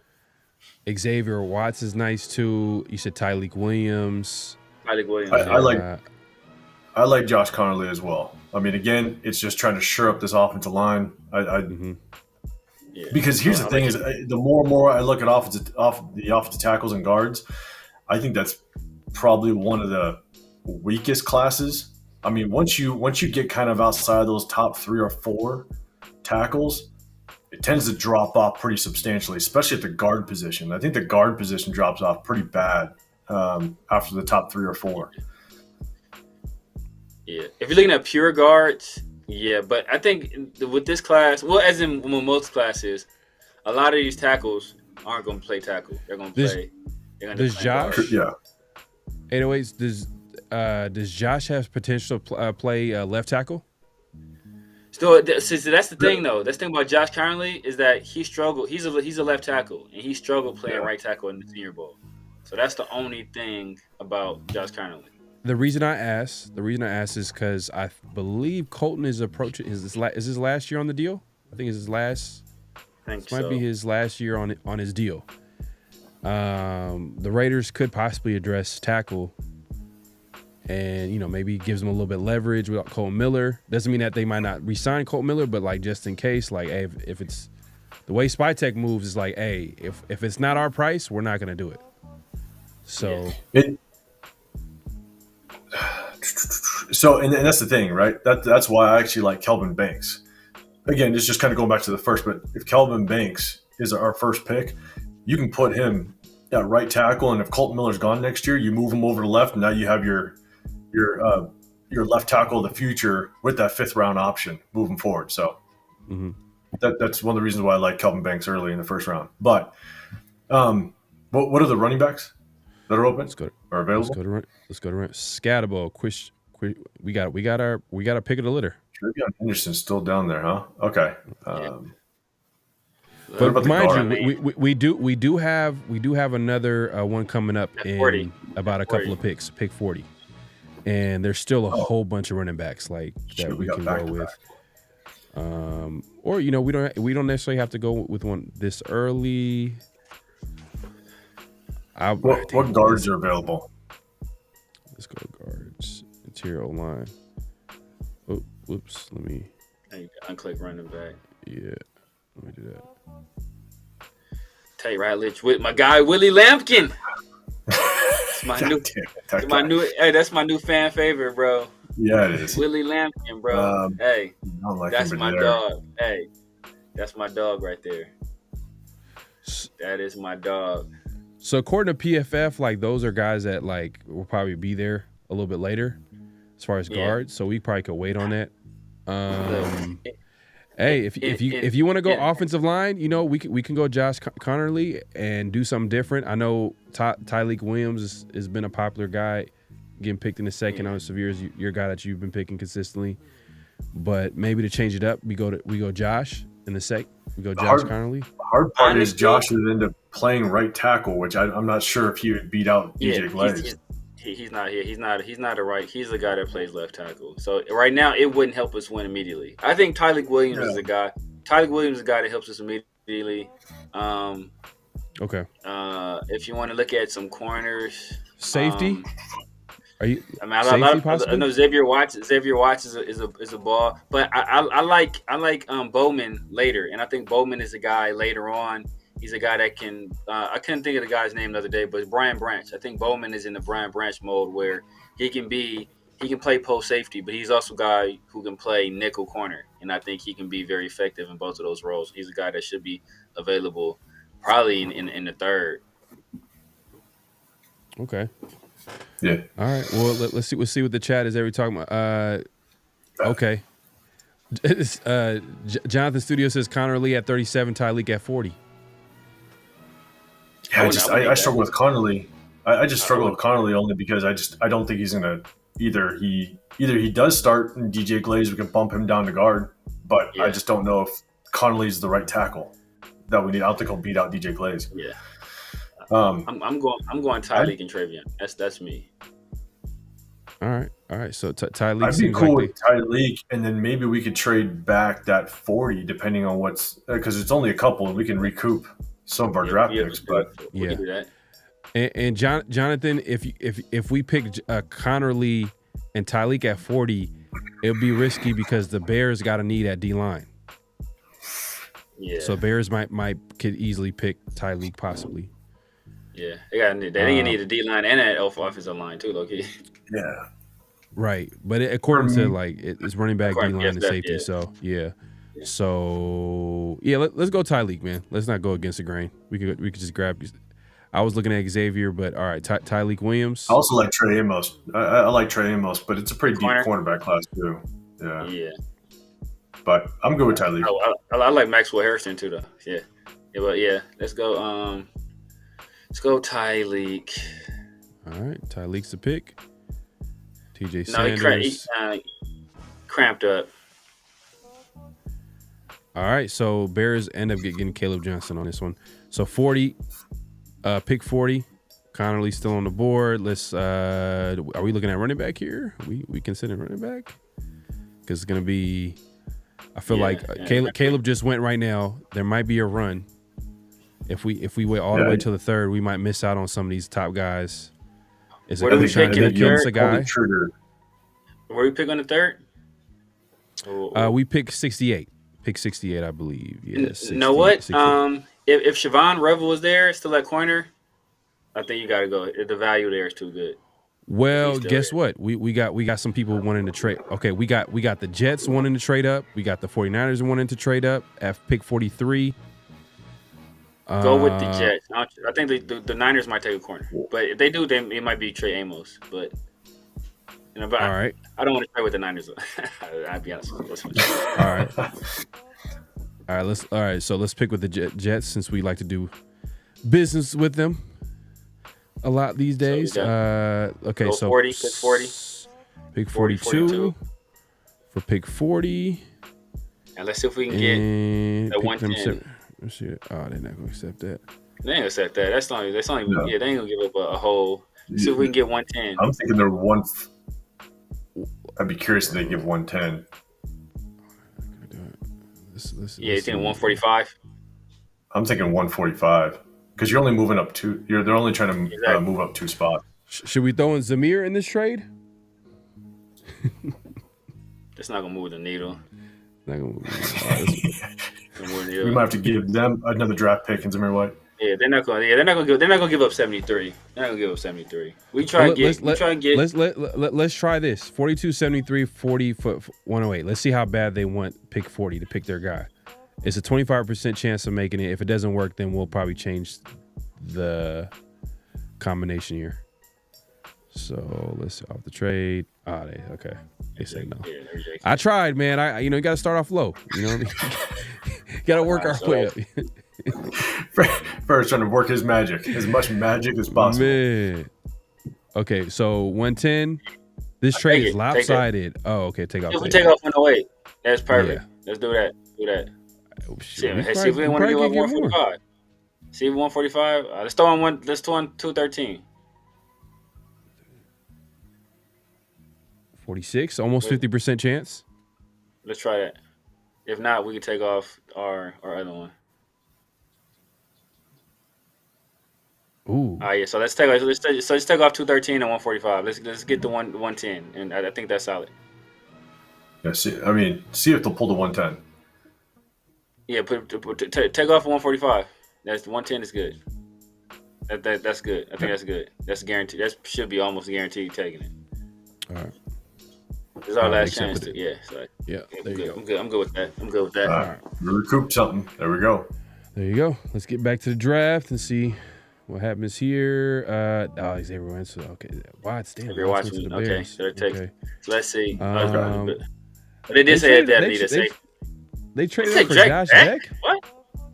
Or Jack Beck, I mean. Hey, let's go. If Siobhan Revel is there, I think you almost got to go Siobhan Revel. Siobhan Revel he's probably go first round. Yeah. He's still there.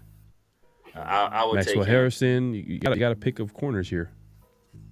I like Darian Porter too, but of those guys, I think Siobhan Revel is the best. I think Trey Amos would be the second best of those guys, but I think Siobhan Revel is the best. I'd be good with either one. I think Siobhan Revel, just because he's 6'3", he's got a lot of height to him. I think between both of them, that's a Pete Carroll type. I think they're fairly similar. Do any of these guys give you a little bit nickel versatility? Can they go inside, or are they only strictly outside corners? I think they're strictly outside, all three of those. I think they're strictly outside corners. But I think if you do that, you might be able to move. Well, it depends on what you want to do. But yeah, I think Revel is almost too good to pass up. I'm cool with Revel because outside of that, I'd go offensive line. But if Revel's a better value right now, but you want to? I think Revel is the Well, let's see what we got. We can see what we got on offensive line. Yeah, I think Connerly is still there. I do like Connerly, but if it's Rock Conley or Revel, I'm going Revel, even in that situation. And then and my guy thing, mind you, my guy I've been talking about for months, Trevion Henderson is still there, and even then I'm saying Revel is almost too good to pass up. Okay. All right. Yeah, you've always been on Trevion Henderson. Well, this running back class is so deep. Do you feel like there's a big difference between these corners? Because at pick, I think Bengals are looking to trade up from pick 49. I think Revel is more of a Pete Carroll type of corner that he would like. Yeah, I'm going Revel. So, all right, he's tall corner, fast. I think he ran in the 4.3s. I think it was a 4.3 guy. Yeah. Yeah, 4.3s. That's 6'3". He's a guy that I think he's at East Carolina, but I think he got offers to go to like Alabama and some other SEC school. Almost Quinyon Mitchell situation last year where he could have gone to an ACC school and got big NIL money, and he elected to stay where he was at. So Revel is a dog. Yeah, Revel is a guy. Oh man! All right, Siobhan Rello sounds like the pick at I'm good with it. At pick 42nd. All right, let's go ahead and do it. Because I think it's him or offensive line, and I'm not. The next pick, who got my guy Willie Lampkin? No, that's what I'm looking at. My guy Willie Lampkin. I will be getting a Willie Lampkin jersey, unless it's like an AFC West team. Henderson went to the Panthers. Yeah, I figured as much. That's why as soon as we didn't pick him in the second round, I knew we wasn't getting him. But like I said, the value was too good. good. Top of the third. All right. Value was too good. Running back. Let's take a look at guard real quick. Yeah, we got to look at O-line, see what we got going on there. Tate. Well, I like Tate, but I think we might still be able to get him though. We got another pick. We got pick 71. I'm going Dylan Sampson here. We have to. Yeah, we can go running back. We can go Dylan Sampson, and we can go Tate Ratledge right after. Well, actually, let's look at the running backs that are available right now. Dylan Sampson, R.J. Harvey, DJ Giddens, Devin Neal. Y'all agree with Dylan Sampson being the pick here? I'll take Dylan Sampson. Dylan Sampson and Tate Ratledge. I'm good with that. And then we could follow it up with Ratledge and try to shore up this offensive line. All right, Dylan Sampson. All right, so pick 71. So it's 3 picks later. I'm going Tate Ratledge. Let's see. So the Jets are calling again at pick 73. They want to trade up to pick 71. Are we considering? Are we taking? We taking the you said offensive guard here. Yeah. After this pick, what's our next pick? Our next pick would be in the 4th round, I believe. I think it was the 110 pick we got, right? 108. And we got 108 and 110. 110. We got okay. Take a look at because Ratledge, where he's ranked. Take a look at the linebackers. I just want to see what's on the board. True. Yeah, let's see what's there. Chris Paul, Jeff. Okay. I like Jeff. I like Jack Kaiser. I like Barrett Carter, and I like Jeffrey Bossa. He's okay. I like Jack Kaiser. I think Jeffrey Bossa is a little Barrett Carter. Undersized. Huh? I think Jeffrey Bossa is a little undersized. He might struggle a little bit. Yeah, I like and Barrett Carter. I honestly, somebody asked Vinny Bonsignore, who's a guy he likes in the later rounds. He said he mentioned Jack Kaiser. Oh, Jackson Dart's still there. Jackson Dart still here. What round are we in? Third? We're in the third. Yes, not Jackson Dart's still there. And because Jalen Miro got picked in the top of the 3rd round. And they have Will Howard ranked above Jackson Dart. And Riley Leonard. But look at his average draft position. That was 41.8. So they even their model says Jackson Dart should be gone already. Yeah, that's crazy work. I mean, shit. I think just value-wise, I mean, I think you take Jackson Dart. Yeah, you gotta take him. Yeah, I think you gotta take him. I mean, 3rd round. Dylan Gabriel.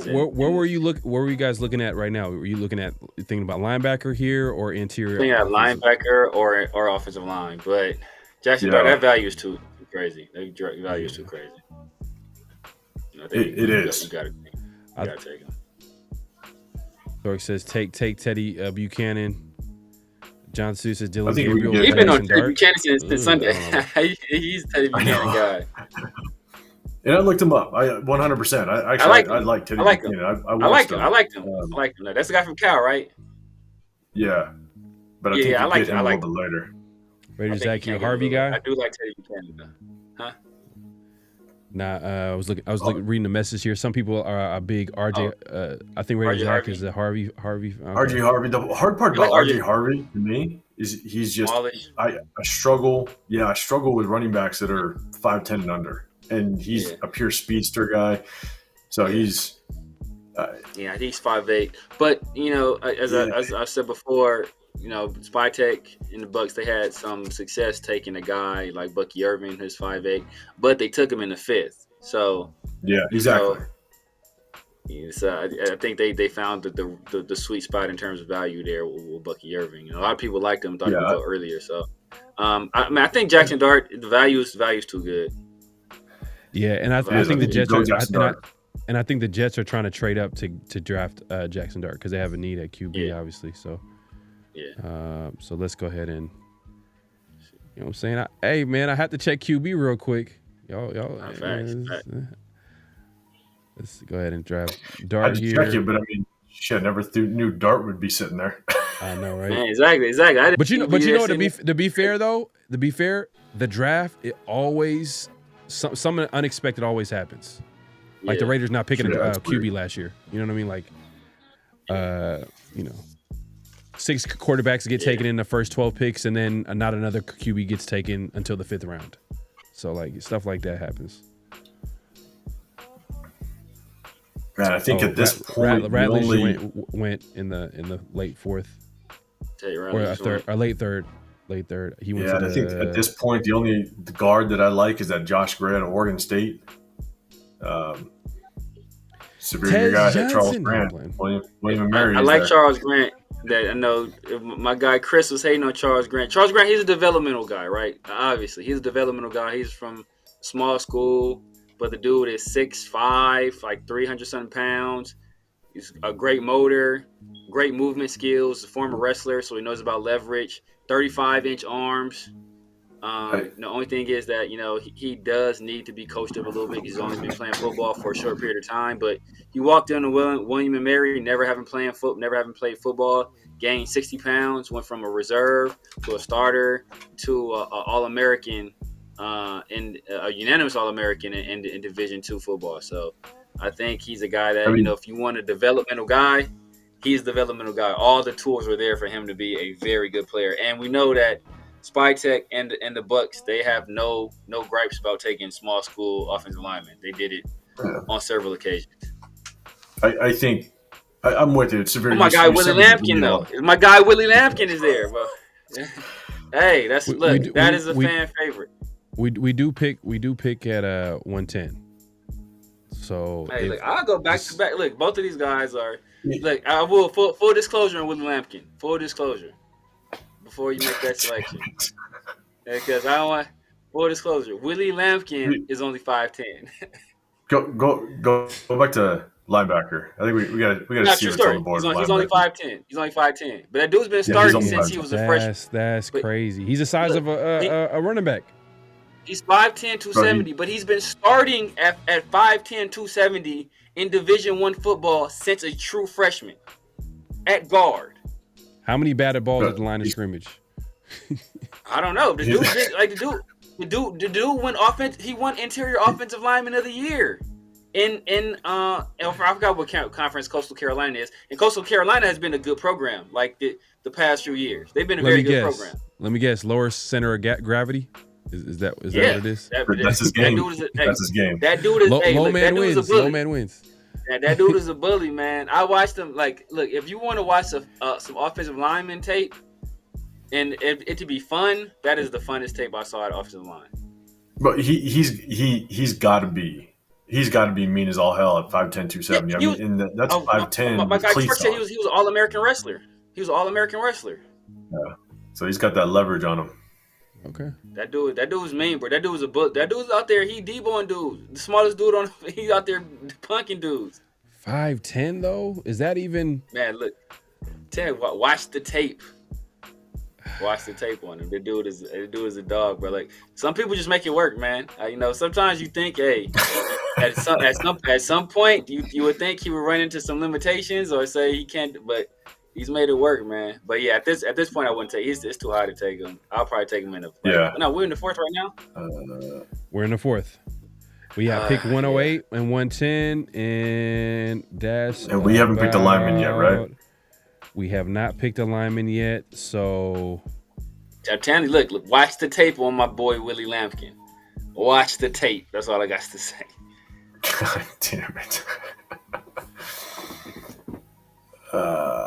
And then you said you're high on Charles Grant, who's, according to PFF, he's the number one guy on the board. Tez Johnson. He's a developmental guy. Oh, Billy Bowman. Billy Bowman is a guy that's there, though. Billy Bowman is there. He's another guy. We just took running back, right? We haven't taken any offensive linemen? No, we haven't. Ah, man. Okay. I would. If the Raiders double up at running back, I would take a guy either from as early as second round to third round, and then double back in the fifth. Yeah, I'll double back in the fifth because a guy like Khalil Mullins will probably be there. Damian Martinez probably go fourth. But you could probably get Mullins. You got Devin Neal that could be there. Devin Neal will probably be there.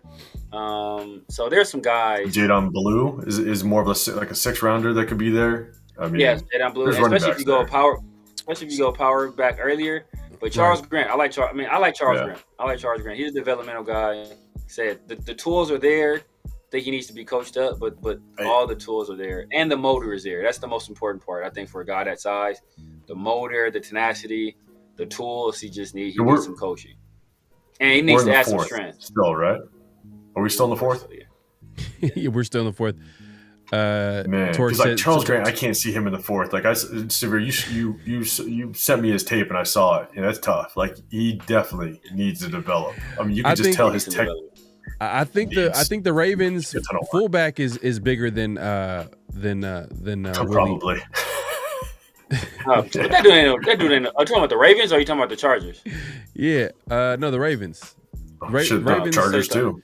He's like former defensive lineman, Yeah, that's the Chargers. That's the Chargers. Is it Chargers?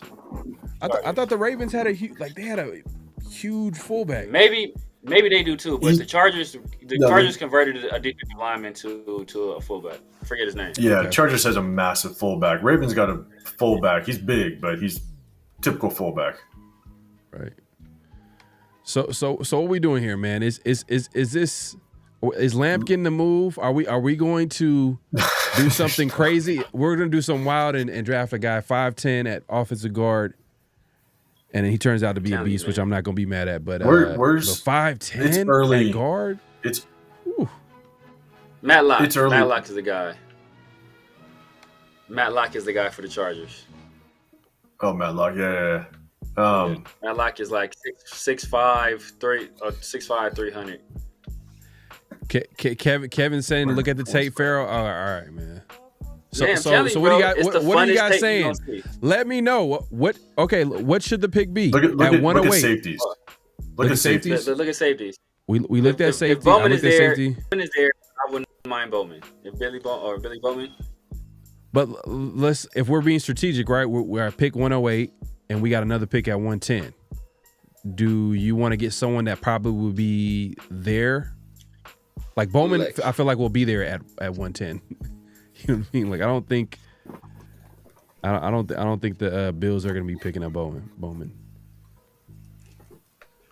If it's me, how about linebacker? If it's me personally, I'm going Grant and then Bowman. That's me personally. Or we can look at edge. We can look at let's see, because we just talked about we don't have depth. Oh, your boy at UCLA, Severe. I like him. The Oladejo. Femi Oladejo. Yeah, but we need depth. We need some depth. But I'm okay the with thing is, depth in fourth. Or a guy that we can put in there and get after the quarterback. Year one, just have him do that because, like, you know, after Kuntz, it kind of gets scary after that. Like, you know, that's what happened last year. He got hurt, and we were like, we had to ask Tyree to do something that he can't really do. It's Tyree, it's Charles Snowden, it's Ja'Cory Robinson. I think he's still on the team.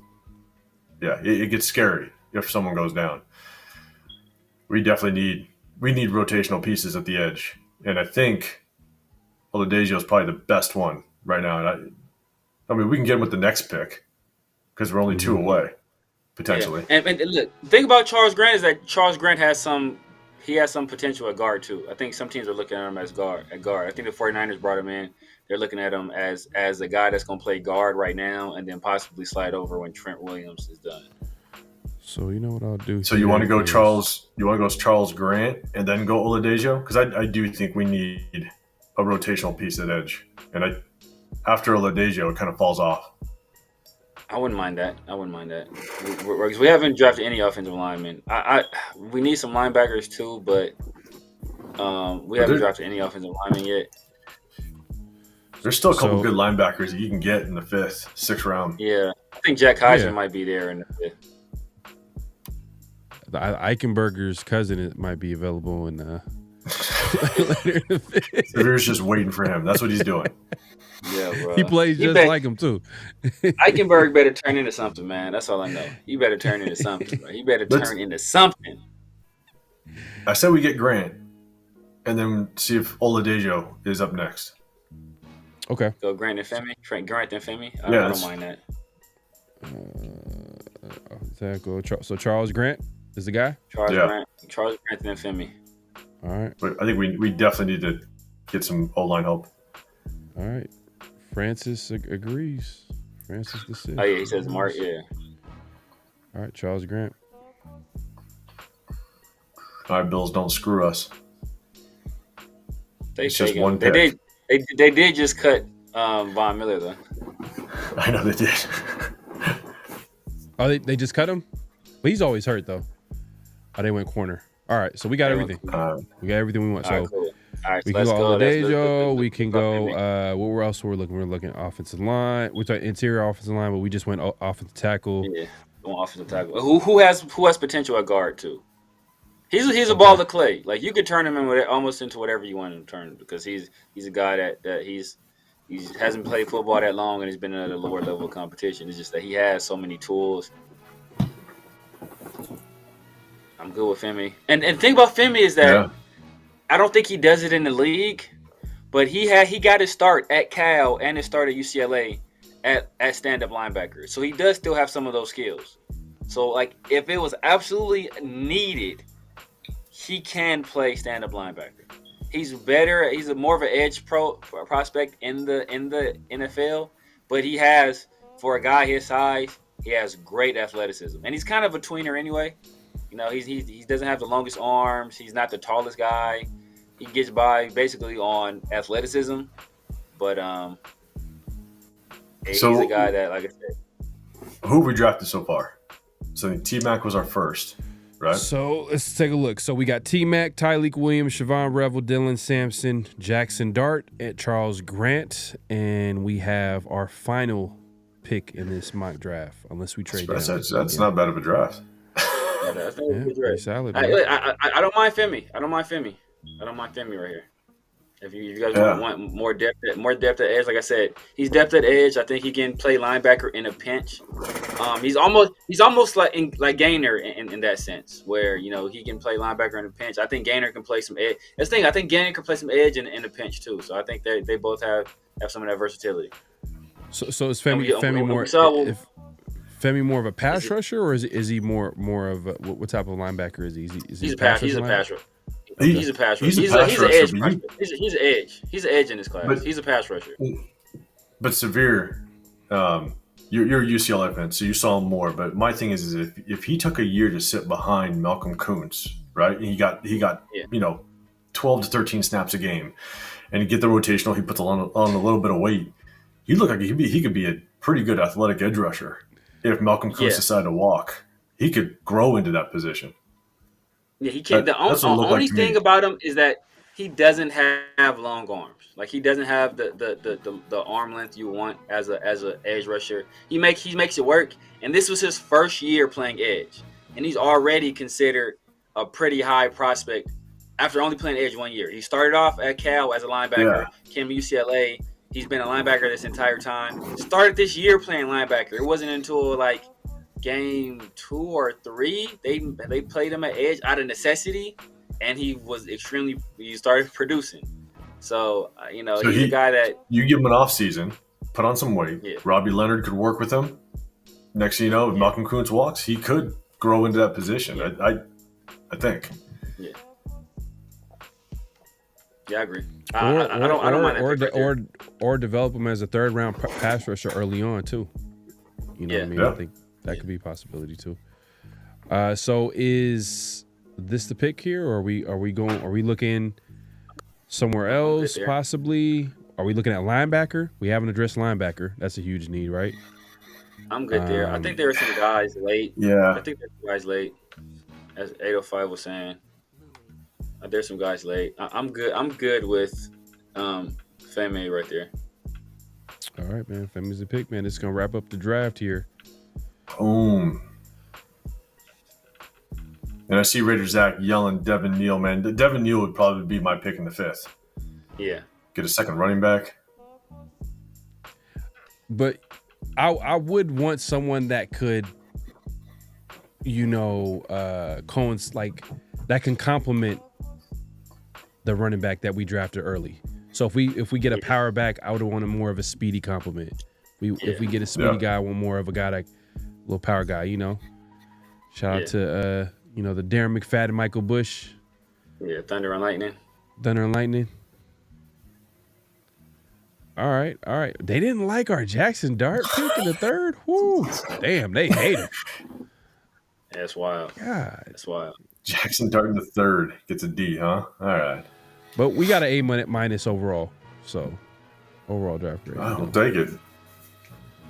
They like that. I finally get an A just because I'm sharing the scream of severe. That's what it is. This ain't even This ain't my IT guys don't touch PFF. Only Pro Football Network. No, got it. Okay. All right. Matter of fact, I gotta call Timmy after we get off this, so I can let him know. I'm sure you do. Need him to give him plenty of time to prep. So this is this week's version of our mock draft. Every week we add a round until we get to 7-round mock draft. Obviously, it's coming up soon with the draft coming up. So definitely tune in. Man, it's been a great show. Yes, sir. Great conversation. We're able to get into the Geno Smith signing. Now it's pretty much, I don't really. Do you guys see any before we even head out? Do you guys see anybody getting picked up in free agency from here on out, or is it going to be 100% the draft from here on out? I think it's 100% the draft. I think maybe wide receiver, maybe Lockett, but at this point, honestly, I would like to see us address the receiver position because there's a lot of talent in this draft at the receiver position.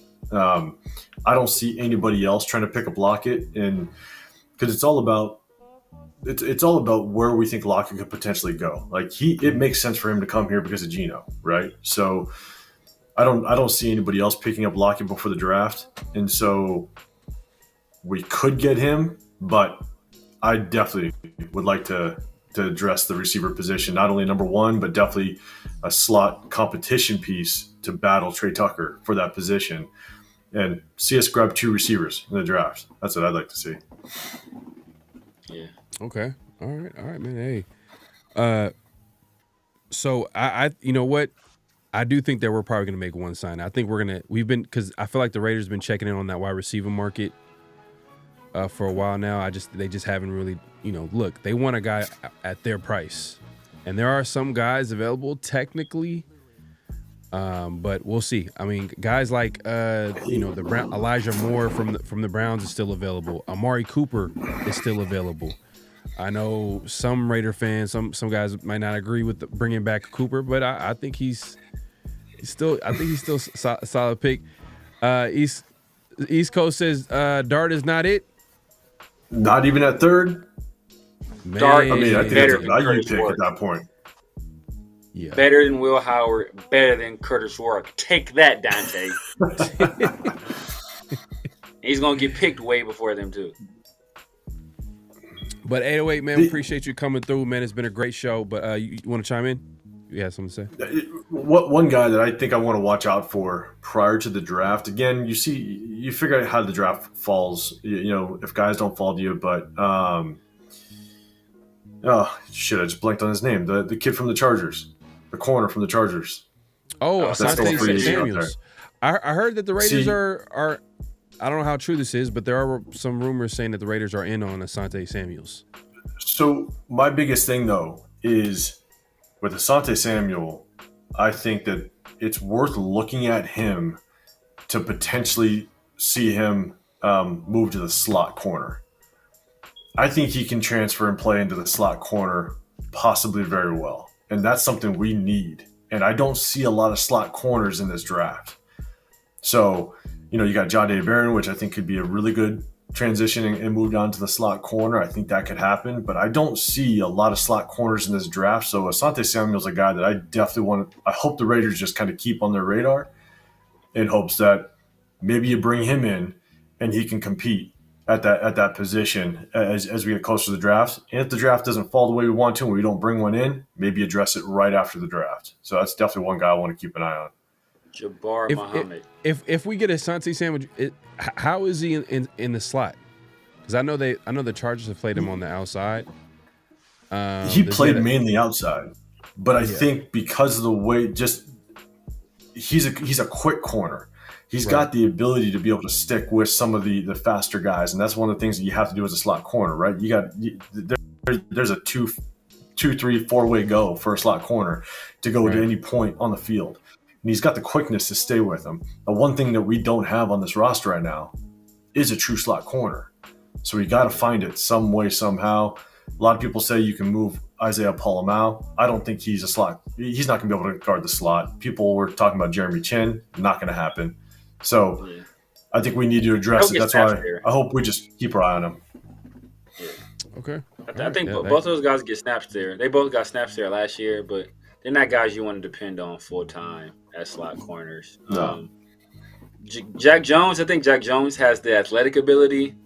It's just, you know, the focus. What do you have the requisite focus? The discipline. Now, yeah, exactly. The focus on this. And now Pete Carroll is a guy that's, you know, who's been known to have some success with getting the best out of the cornerback position. So maybe that's a guy he can kind of reach, you know, and will coach up and kind of work his magic on that he's done in the past. So he's a guy that he has the athletic ability. It's just about, as 805 said, the discipline and then the focus to play there. So if you can get him there, that opens up a world of possibility, because then you can really attack outside corner.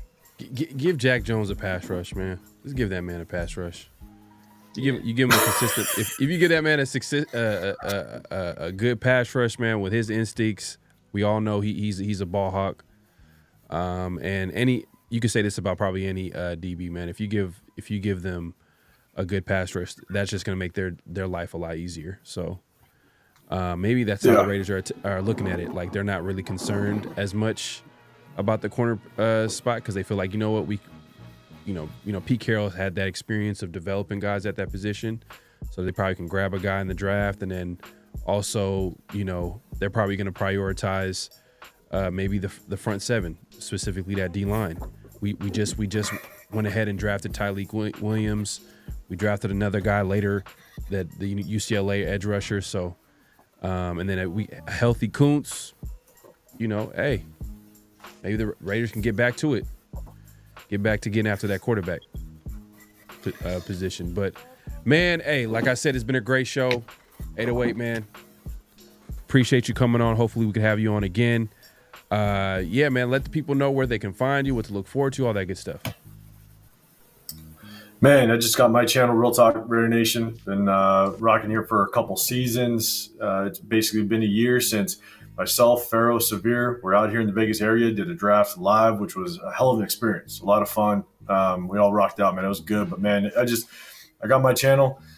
I do some lives with Severe in the Raider War Room on Tuesdays and Sundays, and then I just hit you guys with my own individual videos when news drops. But yeah, man, just like to chop it up with the chat on Tuesdays and Sundays. Have fun, especially when Severe's IT guy likes to rig drafts. But outside of that, man, we have a lot of fun and we rock out. So, no, man. But Pharaoh, man, I appreciate you letting me come on, and yeah, we got to do this some more. And Pharaoh, you got to come join us on our Sunday show and do a mock draft with us.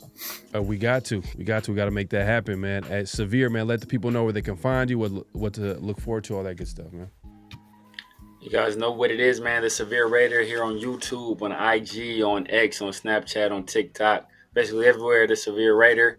You guys already know me and my guy PharoahNFL every Tuesday night.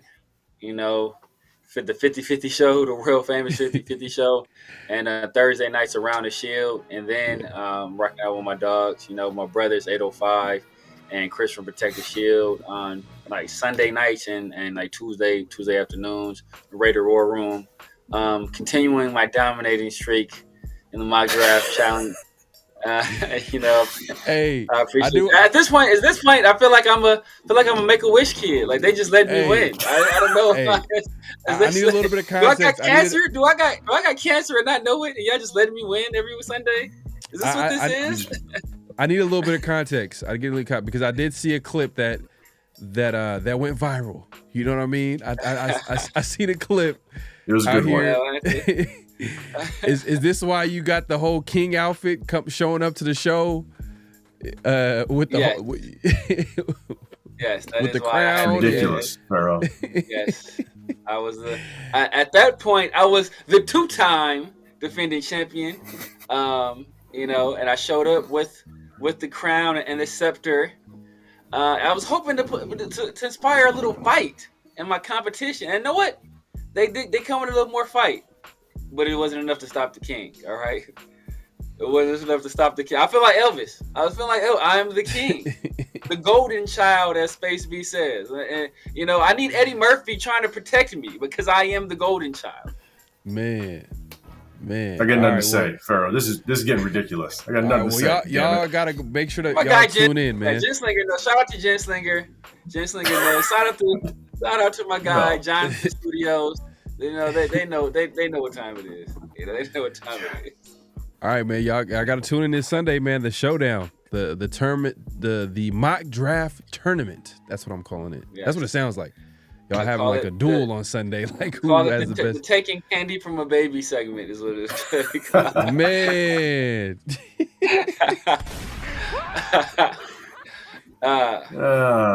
There's just. He just gets all the shiny objects and the chat eats it all up. That's what happens. I'm insufferable. I know I'm insufferable. I appreciate you guys letting me rant, letting me talk my stuff. So I got Severe. I got his name coined. He's the used mock draft salesman. That's what he is. He sells every pick like you wouldn't believe, and they love it. Hey, you got to do it. You got to give the people what they want. He called you a used mock draft salesman. Damn, shots fired, man. I love it. But look, hey, man, it's, like I said, it's been a great show. Make sure to tune in on Sunday. Raiders War Room. They'll have their mock draft tournament, their duel. You know what I mean? So y'all go make sure to check that out. Like Severe said, we do the 50-50 show every Tuesday around the Shield. Was an episode that we dropped every Friday, but due to the off season and the news coming in, hey, it's now a live show on Thursday. So tune in. We have guests. We try to have guests every week. Someone new, someone different. Just to keep it fresh, different perspective. 805 Raider was able to come in here and just chime in and give us his perspective, which we obviously appreciate. Also, give us a follow on Around the Shield on X and on IG. And for the latest on the Raider news, memes, all that good stuff. We appreciate the support on the way out. Clock in or clock out at this point. Hit that like button, hit the subscribe button, hit that notification bell. Am I forgetting anything? Any now, just make sure if anybody who hasn't done so already, if you're not already subscribed to 805 Raider, please make sure you go over there. Oh yeah, show 805 Raiders some love, man. He does great work over there, not only with the lives, but he hits you guys with the videos. Talking about the breaking news and Raider Nation. So good stuff, some real good stuff there. Facts. Appreciate everybody coming through, man. We'll be back here soon, man. Peace. Just win, baby. Hello? You play to win the game. You don't play to just play it.